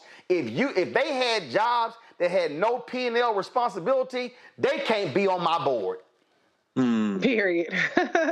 Well, listen, I have a business economics degree and accounting minor from UCLA and an MBA from Northeastern and 20-something years in finance. And so it's unfathomable to me that you can't balance a damn checkbook as a whole university when you're getting multiple get out of jail free cards. And so this is just negligence and it's unacceptable. And we want to save our institutions, but we want our institutions to uphold their fiduciary responsibility, not just to to the state and to all the different laws they have to abide by, but to the students, it's totally unfair that they're getting caught in the crosshairs and their degree is losing prestige because of mismanagement. And so I do want to defer the rest of my time though to Dr. Carr because it seemed like he was on to something, and I wasn't picking up where he was picking up. So I want to see what Dr. Carr had to say about the whole sports thing, if you don't mind, Roland. No, you. And Greg, before I go there, our frat brother, Dr. Walter Kimbrough, went down there to Talladega. And you know what he did? He got rid of several sports programs. You know what he said? We can't afford these. And, I'm with him 100%. He was like, hey, let's stop trying. And then again, I get it. There have been a number of HBCUs announced they want a gymnastics program. They want a lacrosse program. This is real simple. If you cannot afford sports programs, stop trying to have sports programs. Focus on what you can actually do. What Kimbrough did, on point. And guess what? He said, I'm sorry this is going to negatively impact coaches and players. He said, but if we can't afford the programs, why do we have them? Greg, go ahead. Roland, I spent my whole life teaching at black institutions, and I went to one. And Reese, you did pick up on something. The St. Aug thing to me is very simple. These white boys want the campus. They came at them with the sports thing for a gangster rate, and they had them between a rock and a hard place because you can literally stand on the campus of St. Aug, as I've done several times. You can stand on the college of St. Aug University and throw a rock and hit the damn North Carolina legislature.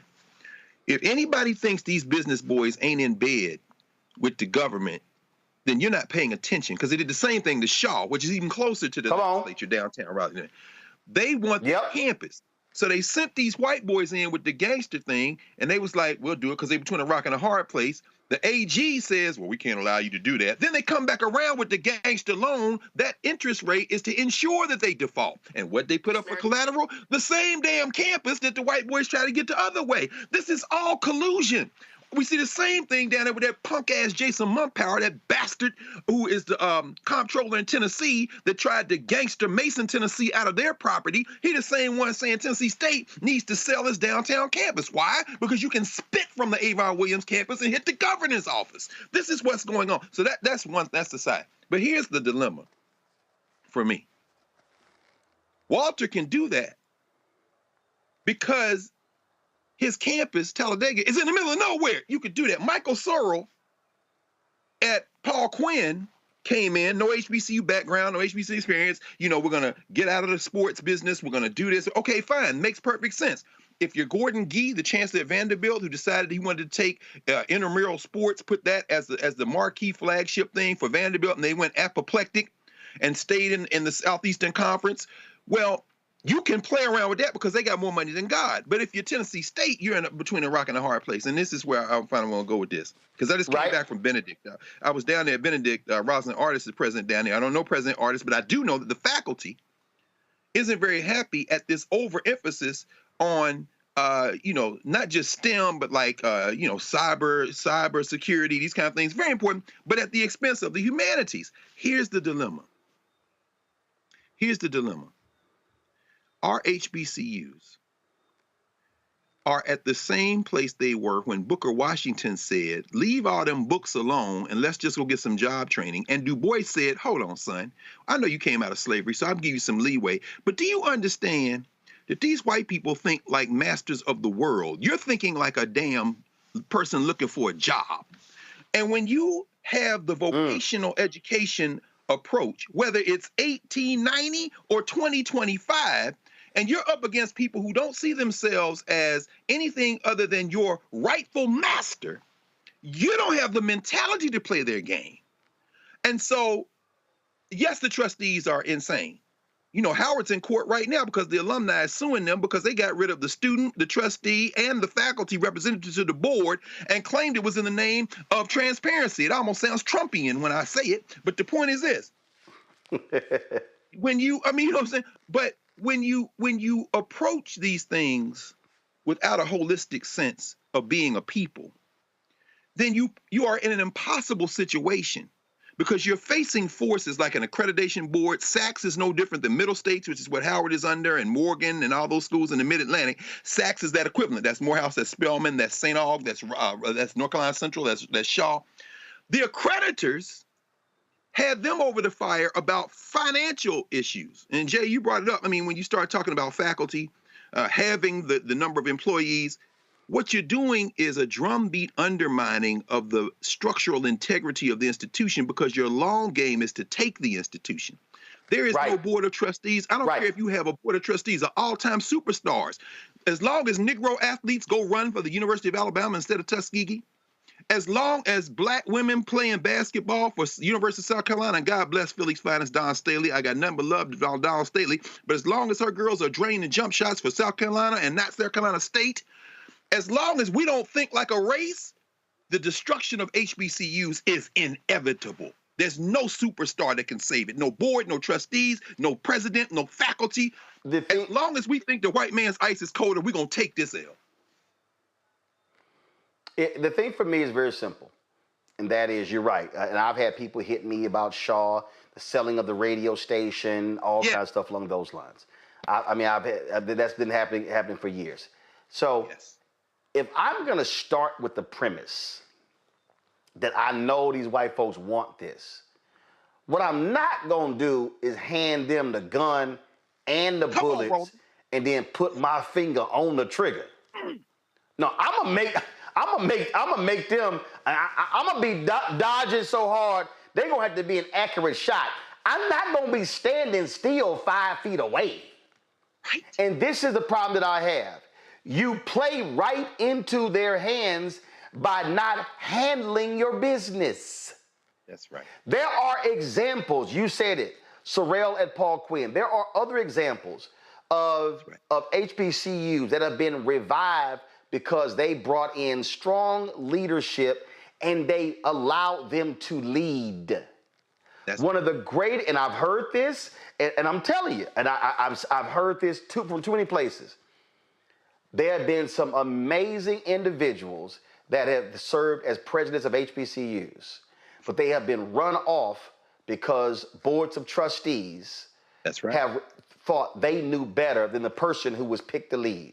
And I've had multiple individuals tell me, I will never go back to work at a HBCU because I'm not dealing with that bullshit again. I have heard, and these are not, and I need people to understand. I know a number of people, highly talented, who would love to work at an institution, but they're like, yo, I'm not dealing with nonsense. Now, I know there are people like, oh man, you making generalities. No, I'm not, because if I started saying names, some of y'all gonna get real upset. You can say my name, I know somebody who point blank. I know somebody major who left the Howard board who said, I don't have time for bullshit. Come on. And if I told you this person's name and how much money they got, y'all would be like, say what? Person told me point blank, Roland, I don't have time to sit in meetings and deal with bullshit. This is straight up what this person told me. And I was like, damn. And this is a person, not only every HBCU would want on their board, it's probably half of the PWIs in America want this person on their board. So all I'm saying is, I need black people. If we're going to be in this situation right now, and we're talking about the maintaining and not surviving, but the thriving of black institutions, then I need us to do what a lot of us are unwilling to do. And that is to step back and say, we got to assess this whole thing. We got to assess students, faculty, staff, buildings, maintenance, endowment, leadership, board, the entire piece. Because that's how you actually rebuild an institution. Now, again, I know somebody, see, the reason this is so personal because this reminds me of running black media, black-owned media. walking into black institution. When I walked into the Chicago Defender, that was this historic black institution, and folks are like, oh, man, the Defender's this, the Defender's that, the Defender's this. And I'm like, but y'all ain't made a profit in 20 years. Why is your nickname the Chicago Offender? Because of all the misspellings and the errors in the paper. See, everybody had this whole historic view of the Chicago Defender, and I was like, but y'all broken. You're in a building, you're only using 10% of the building. It's hot as hell during the summer, it's cold as hell in the winter, it's dusty, it's moldy. Why are we in this building? And when I moved us, I had some folk protesting me. And it was a major historian, I can't remember his name right now, and he did an interview with NPR. He was standing outside of our building. And this is a shame. He was arguing about the building. And I said, let me ask you a question, bro. Do you want me to save the paper or the building? Because to refurbish the building would have cost $9 million. The entire company of 4 papers wasn't even worth 7. I said, so which one do you want? I said, because you know what? We moved twice before. So I'm confused why this is a problem. See, I need everybody listening to what I'm talking, understand what I'm saying. They were fighting for the building. I was fighting for the institution. I was trying to save the institution and not the building. So I need us to understand that if we're going to have black institution saving conversations, then we have to have people who are in charge, who are serious about the business, who are going to watch every dollar like a hawk, who are going to make demands of alumni, of others, to say what targets that we're setting. And the other thing is this here. When you go raise the money, you got to make sure that you use it properly, because why'd you ask for it in the first place? And so this is all I'm saying to St. Augustine's leadership. If you're going to ask the community, and this applies to any HBCU and any black institution, whether it's a black church, whether it's a black organization.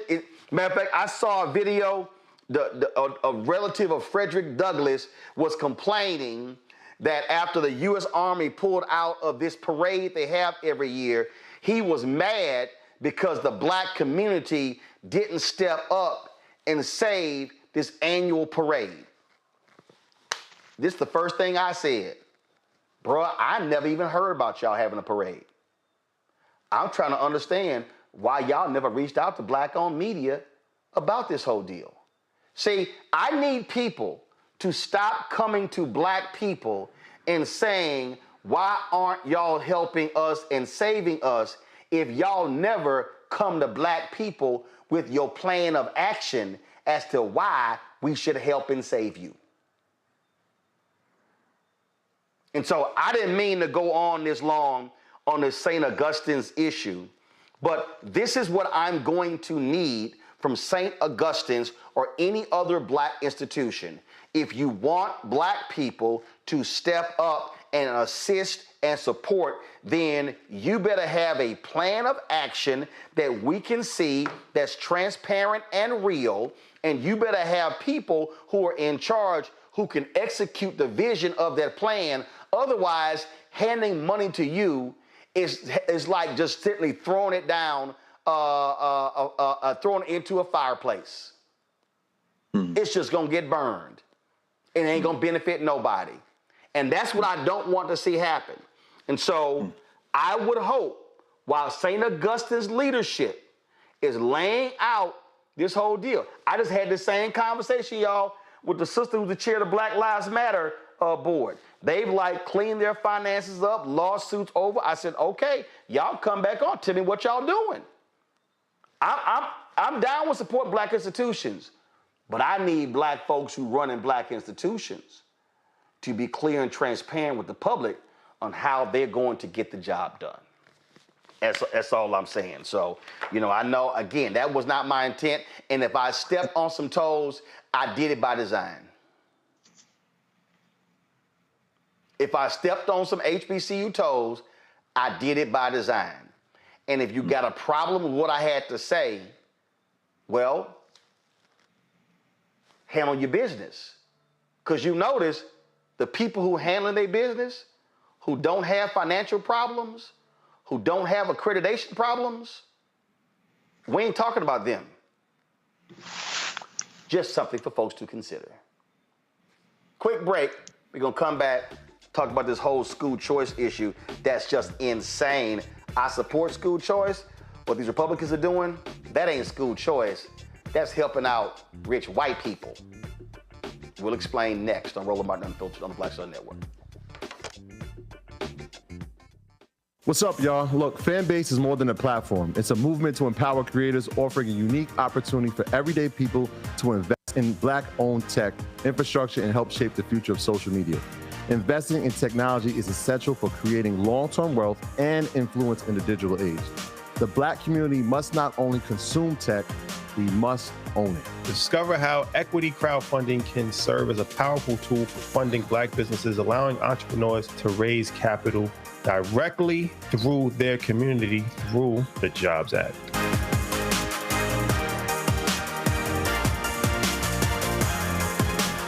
This is Essence Atkins. Mr. Love King of R&B, Raheem Devon. It's me, Sherry Shepard, and you know what you watch. You're watching Roland Martin Unfiltered.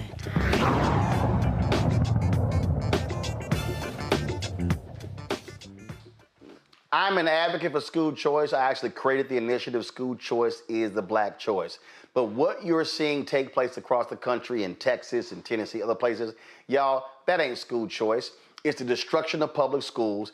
It's giving money to largely white parents who already enrolled their kids in private schools and taking taxpayer money and giving it to them.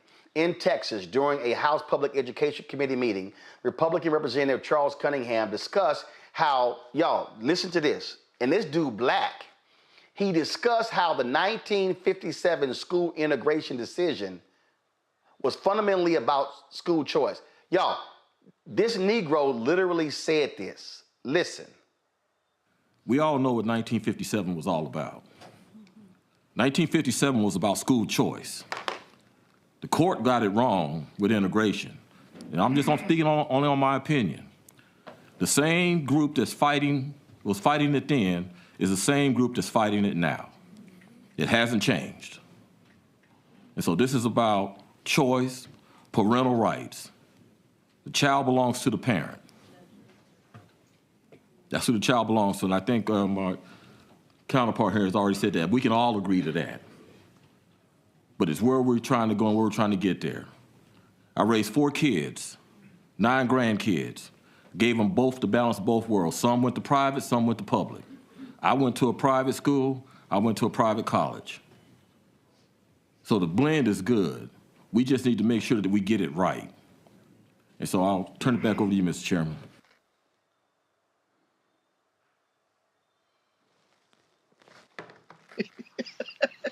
Did this Negro just say the court got it wrong? Now, let me explain what this whole 1957 thing is, folks. That's when these white folks across America started to launch so-called school choice, private academies, because they did not want Black kids in their schools. They did not want Black kids attending their public schools. They wanted to maintain white control over the schools. That's what this is all about, okay? Now, I remember I had this debate, and Randy Weingarten of AFT, she said, you know, school choice goes back to Jim Crow. I said, Randy, ain't nothing in America white folks didn't create. So, whatever. Now, here's the whole piece. I need to understand. Why do I support school choice? Because if you're going to create a system like charter schools, and we can control the curriculum and the budget and the hiring and the money from public charter schools, well, I want Black people controlling those schools. I want Black people controlling the education of Black kids. That's why I want control of the money. I want a Black KIPP. In fact, people need to understand, KIPP, their entire curriculum model was created by a black teacher. One of the KIPP founders walked across the hall and saw how she was using music and rhyme to teach the kids in her classroom, and that became their education model. So hell, black folk created that, but the sister wasn't one of the co-founders. Two white guys were, okay? But I need you to understand what's going on here. What these white billionaires, David Yass and others, what they're doing is they're using the power of Republicans having supermajorities in places like Tennessee, Texas, Arkansas to completely dismantle public education, because what they want to do is they want to create a voucher program where everybody in the state gets vouchers.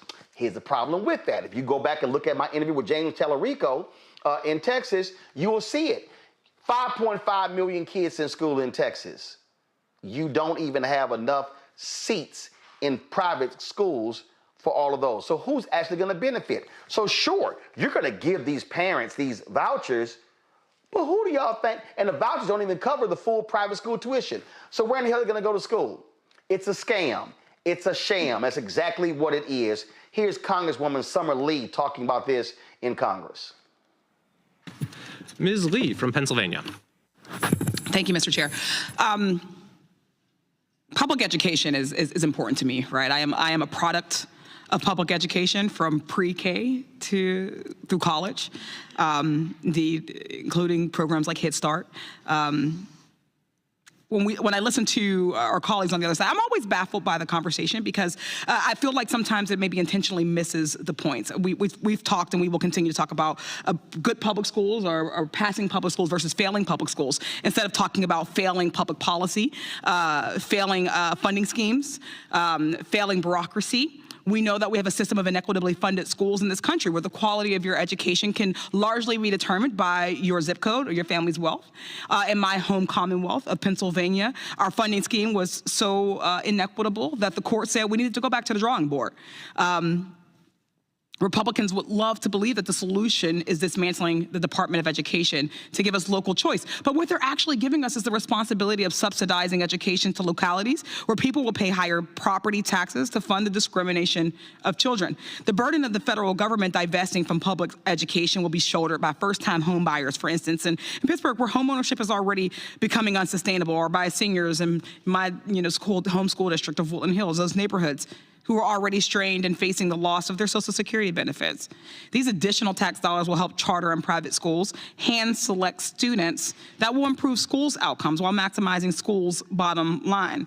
Our tax dollars won't help the children who will never be able to avail themselves of discriminatory school choices. Our public education system serves the child who is unhoused or transient, the child in the foster care system who doesn't have two well-connected parents to push for scholarships, or the family facing the digital divide who will miss application deadlines reasonably, the child who didn't have access to Head Start or preschool like me because we didn't invest in those. And that child is behind in reading. We need to invest in public education because it's the only option for children that so-called parents' rights movement has decided are not worth investing in. It's also no coincidence that the school choice movement is financed by billionaires like Jeffrey Yass from my Commonwealth, who's trying to turn my state's education system into his own personal business. But a business's priority is to his stakeholders, and children have no stake in the economic model of school choice. Ms. Levin, I want to ask you about charter schools run by for-profit management companies, as you ended in the last question line. If a company is maximizing profit, it's not spending all public dollars on students, especially students who require more resources, which is why charter schools educate fewer students with disabilities than traditional public schools. And in your opinion, Ms. Levin, are these for-profit charter management companies maximizing profit at the cost of students and families? Yes. Related to moving education into the private sector, one of the rationales for school choice is this free market idea that school choice will force public schools to compete for funding, thereby for public schools will improve because of that. Does evidence support this? What does the research show? It does not, and neither does common sense. There's a lot of school choice right now in the public school system, so if competition is good, we're already creating and getting those benefits. But providing high-quality education shouldn't be accomplished through cutthroat competition. It should be accomplished by giving every school the resources that it needs. Thank you. According to the 2022 GAO report, over 30% of Pennsylvania charters that receive federal charter schools program grant funding between 2006 and 2020 closed or never opened. I request unanimous consent for the 2022 GAO report on federally funded charter school closures to be entered into the record. Without objection. Thank you. I've heard countless stories about charter schools closing because of fraud and mismanagement, and voucher programs taking advantage of the fact that they have no fiscal accountability. How concerned should we be about mismanagement, fraud, and corruption if we expand federal support and funding for charters and vouchers?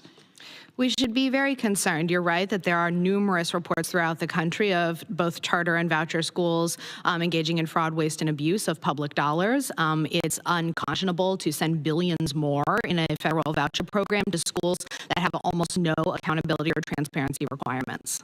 Thank you, Ms. Levin. It's clear that school choice, this school choice fallacy we're talking about today just exacerbates the inequalities, the inequities we already have. Wealthy white families will continue to have their choices subsidized by depriving largely Black and brown and other marginalized children of educational opportunities. If school choice is going to work, children and families do need real choices. A for-profit charter school that closes a month after opening because of fraud and mismanagement is not a real choice. A private school where tuition is twice as much as a child scholarship amount, where a child is not entitled to an IEP, and where a child can be expelled, for instance, for having two moms, is not a real choice. An underfunded neighborhood school with larger class sizes, fewer books, substandard wages for teachers, and deteriorating infrastructure because everyone's increasing tax dollars are being used to subsidize charters and private, it's also not a real choice. Families and children are owed fully funded, high-quality, well-resourced public schools, and we can accomplish that, but not by giving away more handouts to billionaires that will discriminate against the most marginalized students to turn a profit. I thank you all for your time, and I yield back. See, Reese, what I want people to understand what the Republicans are trying to do, they're trying to use the phrase school choice and parental choice to sell this. But when you have these billionaires who purposely are giving $10, $15, $20 million to these Republican governors to push this, we know exactly what this is all about.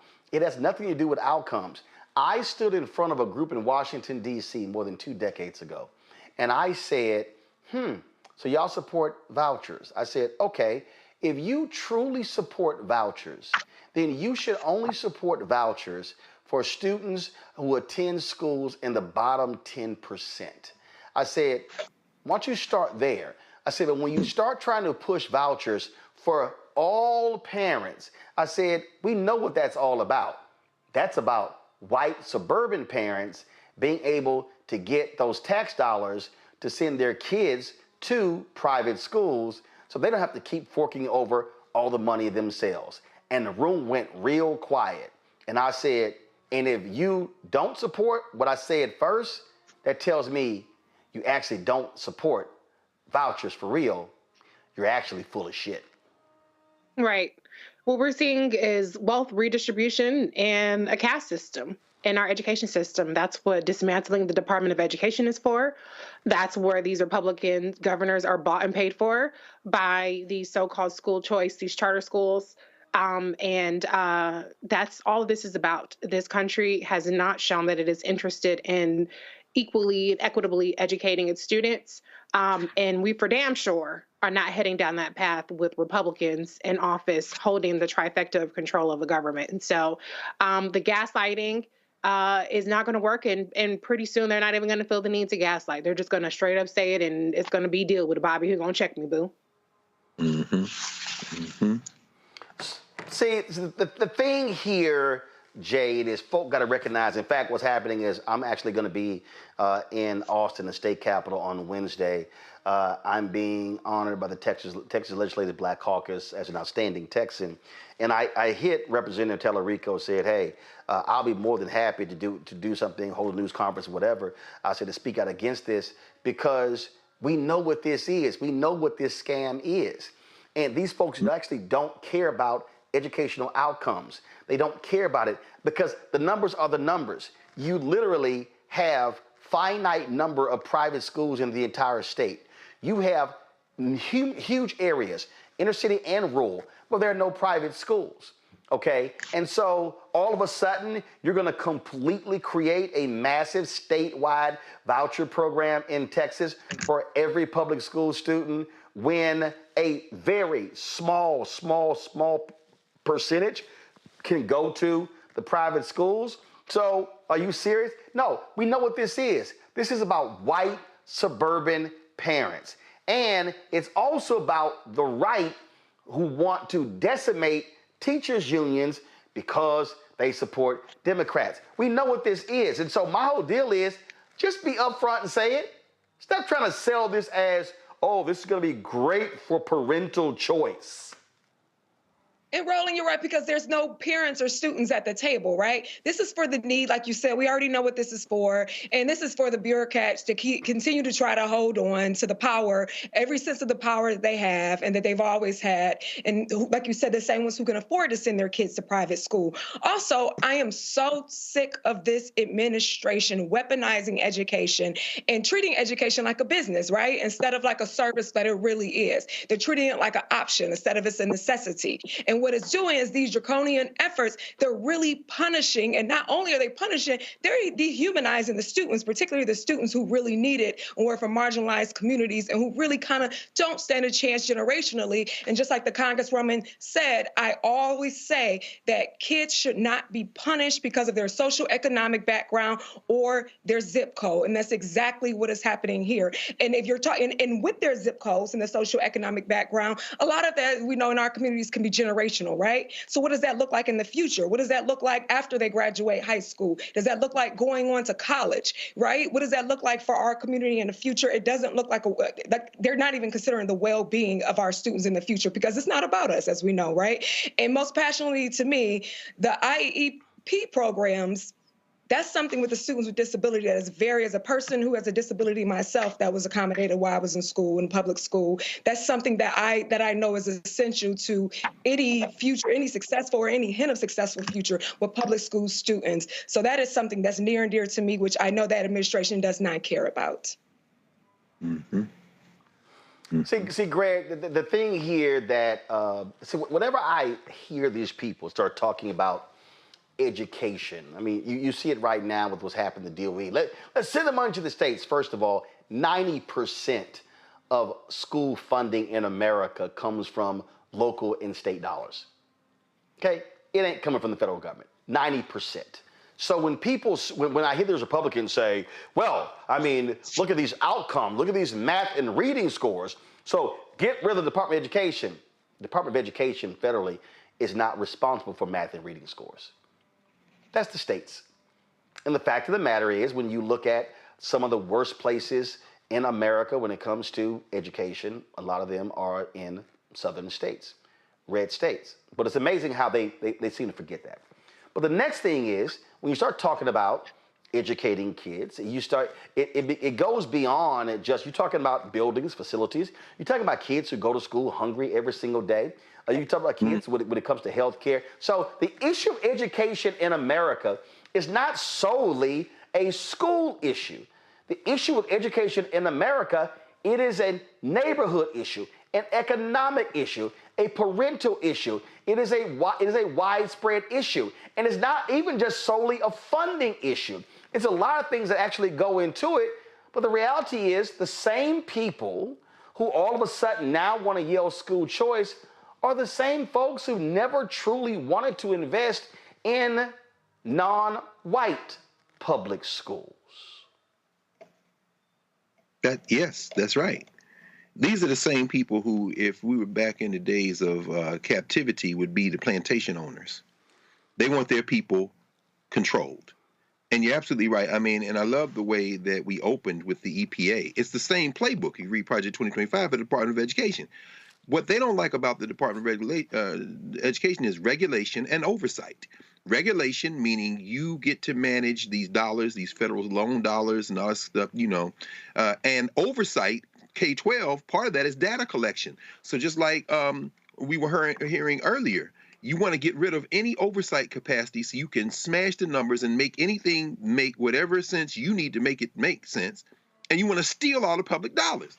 Now, our friend Chuck Cunningham, the pride of Humble, Texas, who went to Our Lady of the Lake University, Chuck Cunningham, sir, I would recommend to you one book.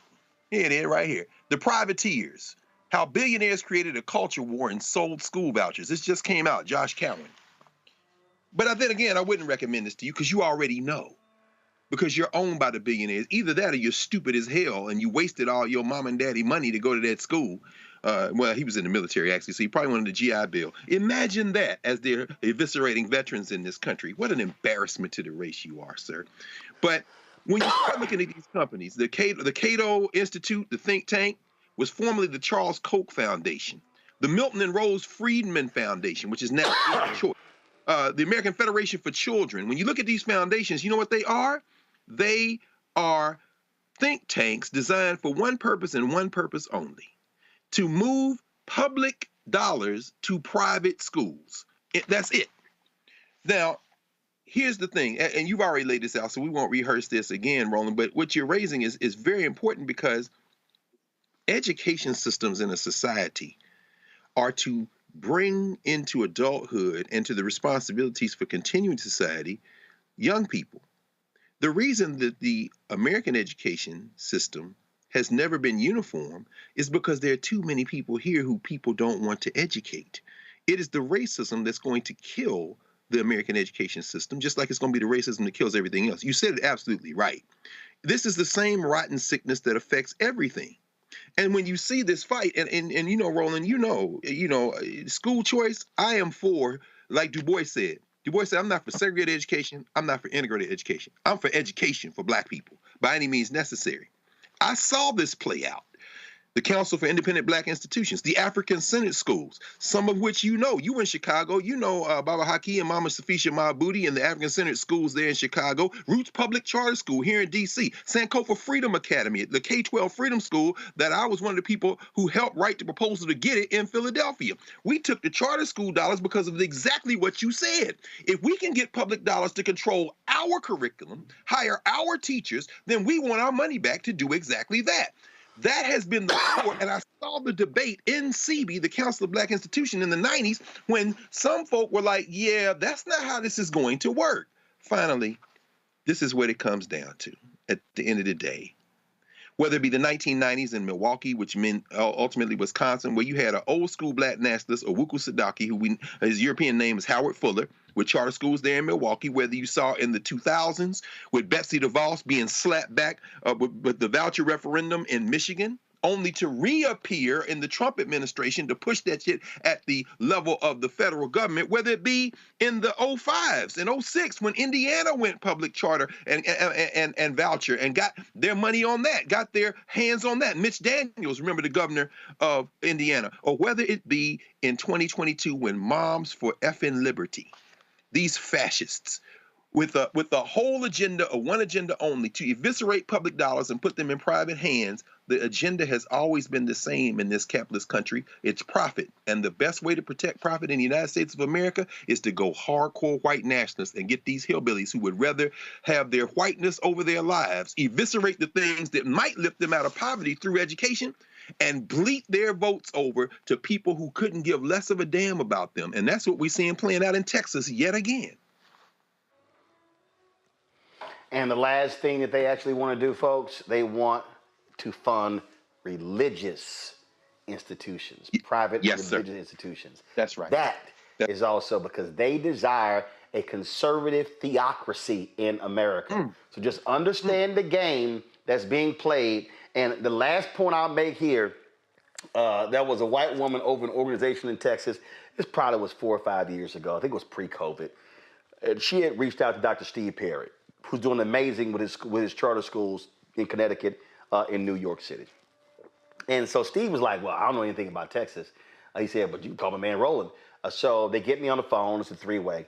And so while the woman is talking, I can't remember the name of the group. I'm looking at her website. And so they wanted Steve, and they want us to help with mobilizing Black and Latino parents to support. This was the initial voucher plan. And I said, well, baby, your plan gonna die. She's like, excuse me? I said, yeah, I happened to play in the golf tournament, the Texas Black Caucus golf tournament about 3 weeks ago, and y'all plan gonna die. It ain't gonna go anywhere. I said, so the inner city folk and the rural folk gonna kill y'all plan. I said, but let me ask you a question. I said, do you know what are the high-performing Black and Latino charter schools in Houston? She said, no. I said, do you know the high-performing Black and Latino charter schools in Dallas? She goes, no, I don't. I said, well, do you happen to know the high-performing Black and Latino charter schools in San Antonio? She said, no, I don't. I said, that's not surprising to me. I said, because your whole board is white. I said, how are you? Y'all know I don't give a damn, okay? Because first of all, I ain't getting nothing from them. They ain't paying me nothing. So I'm gonna just tell the truth. I said, baby, your whole board's white. I said, how are you trying to organize and mobilize Black and Latino parents to come and support your initiative when you don't even know who the Black and Latino charter schools are as we speak? I said, y'all gonna lose. So here's my suggestion. Over the next 2 years, because the Texas legislature meets every 2 years. I said, my suggestion in the next 2 years, you go figure out who the Black people are right now at those schools and go learn and talk with them. I said, as opposed to only trying to get Black and Latino people to come help y'all white folks out in Austin because you looking to actually help white parents. Man, when I say this white woman was, ooh, Reese, that child, Reese, she ain't know what the hell, what Mack truck just rolled over her ass, but that's what I'm talking about. I said, baby, you can't be asking for us to come stand and fight for you when you don't even know who the hell we are. But that's what we're dealing with. And what they did in Texas was, it was rural Republicans, conservatives, who voted against the voucher plan. Hell, Greg Abbott and the billionaires targeted all 8 of them, beat 5 of them. And now these rural white folks, now they're about to realize, because this thing is getting closer to passing in Texas, and they don't even realize how they about to get screwed. But like a lot of these crazy, dumbass white Republicans, they keep selling their souls because billionaires are funding the efforts, and then we just sit and look at them going, yeah, we tried to tell you. We tried to tell you what's going on. So I just need people to understand, I will be in Texas on Wednesday. I'm a native of Houston. Do I support this bullshit voucher bill down there? Hell no, because I know a scam when I see it. And so we should not allow ourselves to get pimped and played by any of this. And last point, like I said earlier, I want Black-run, Black-controlled charter schools. I want our people running them, controlling them, in charge, hiring as well, because if you tell me right now that if I can control the school and the money and the curriculum and the contracts and the hiring, hell yeah, I want to take control of that as opposed to just yell and complain about it. So if you disagree with me, that's fine, but I'm real clear. And I'm gonna tell you, I was in the meeting. It was 30 people in the room, y'all. It was 2 Black people, 1 Hispanic dude. And I was talking, it was at the National Charter Alliance. We were in Nashville, I think. And we were in the meeting, and the Hispanic guy goes, well, I keep hearing all this Black stuff. I believe in inclusion. I said, hey, man, you are more than welcome to start. School choice is the Latino choice. Roland is here for Black people. I looked at the whole room. I was like, I just want y'all to be clear. I'm here for Black people. And they were just like, damn. So I'm real clear where I stand on that. y'all know I'm that ignorant. I said there was 30 people in the room. 2 Black people, 1 Latino dude. It was 27 white people. And I said, roll here for Black people only. So I ain't give a damn. All right. All right, Reese. Why somebody else Jay, tails? Greg, hey, dog, you can do whatever you want to do. You can start your own shit. Ro ain't here fighting for you. I'm here fighting for us. That's what I said and meant every damn word. All right, y'all. That's it. I appreciate y'all being on today's show. Thank you so very much. Folks, if y'all want to support the effort, let me say again, y'all, Matter of fact, let me bring Reese, Jay, and Greg back up if they left yet. Greg was part of our studio. I know Reese was swamped that night. But y'all, March 4th, we did a State of Our Union. And let me tell y'all why that thing was so powerful. That thing spread every black family group chat all across the country. We didn't buy no ads, no billboards. That was one text message that I sent to some people, and they just forwarded to their group, and that thing spread. And we were clear. Don't watch mainstream television. We're going to have Reverend Barber give our State of Our Union. When I tossed to Reverend Barber, we hit 200,000 simultaneous live viewers. It hit 250,000 while he was speaking. Greg was sitting next to me. I wasn't even watching it. Greg was like, man, we had 248. That thing kept going. My man Keenan sent me a text that just blew me away. And he said our YouTube representative told him point blank. He said that night, the State of Our Union live stream was number 5 of all live broadcasts on YouTube, behind Fox News' live stream, the White House, Fox News itself, the Associated Press, and we were number 5. So all the other progressive channels, all the other news channels, we were higher than them. But that shows you the power of black people. And see, this is what I always say. We do it once, it shows we can do it more than one time. And so don't let anybody tell you black folk are not interested in news and we don't care. But we have to make sure that we are creating the platform for them to access the information. And again, I purposely, and I don't mind, I know Reese, I see her tweets.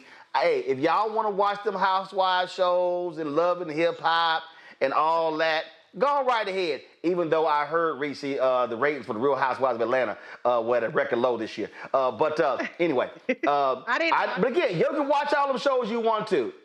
But I purposely do not discuss those shows or gossip or entertainment or any of that stuff, because there should be some place where we only talk about the news and issues. And so I want to thank y'all that participated. I want to thank everybody who watched it, because that is huge. And y'all remember, when I launched this show in 2018, YouTube told me that black news wasn't going to work. And I said, okay, let's see.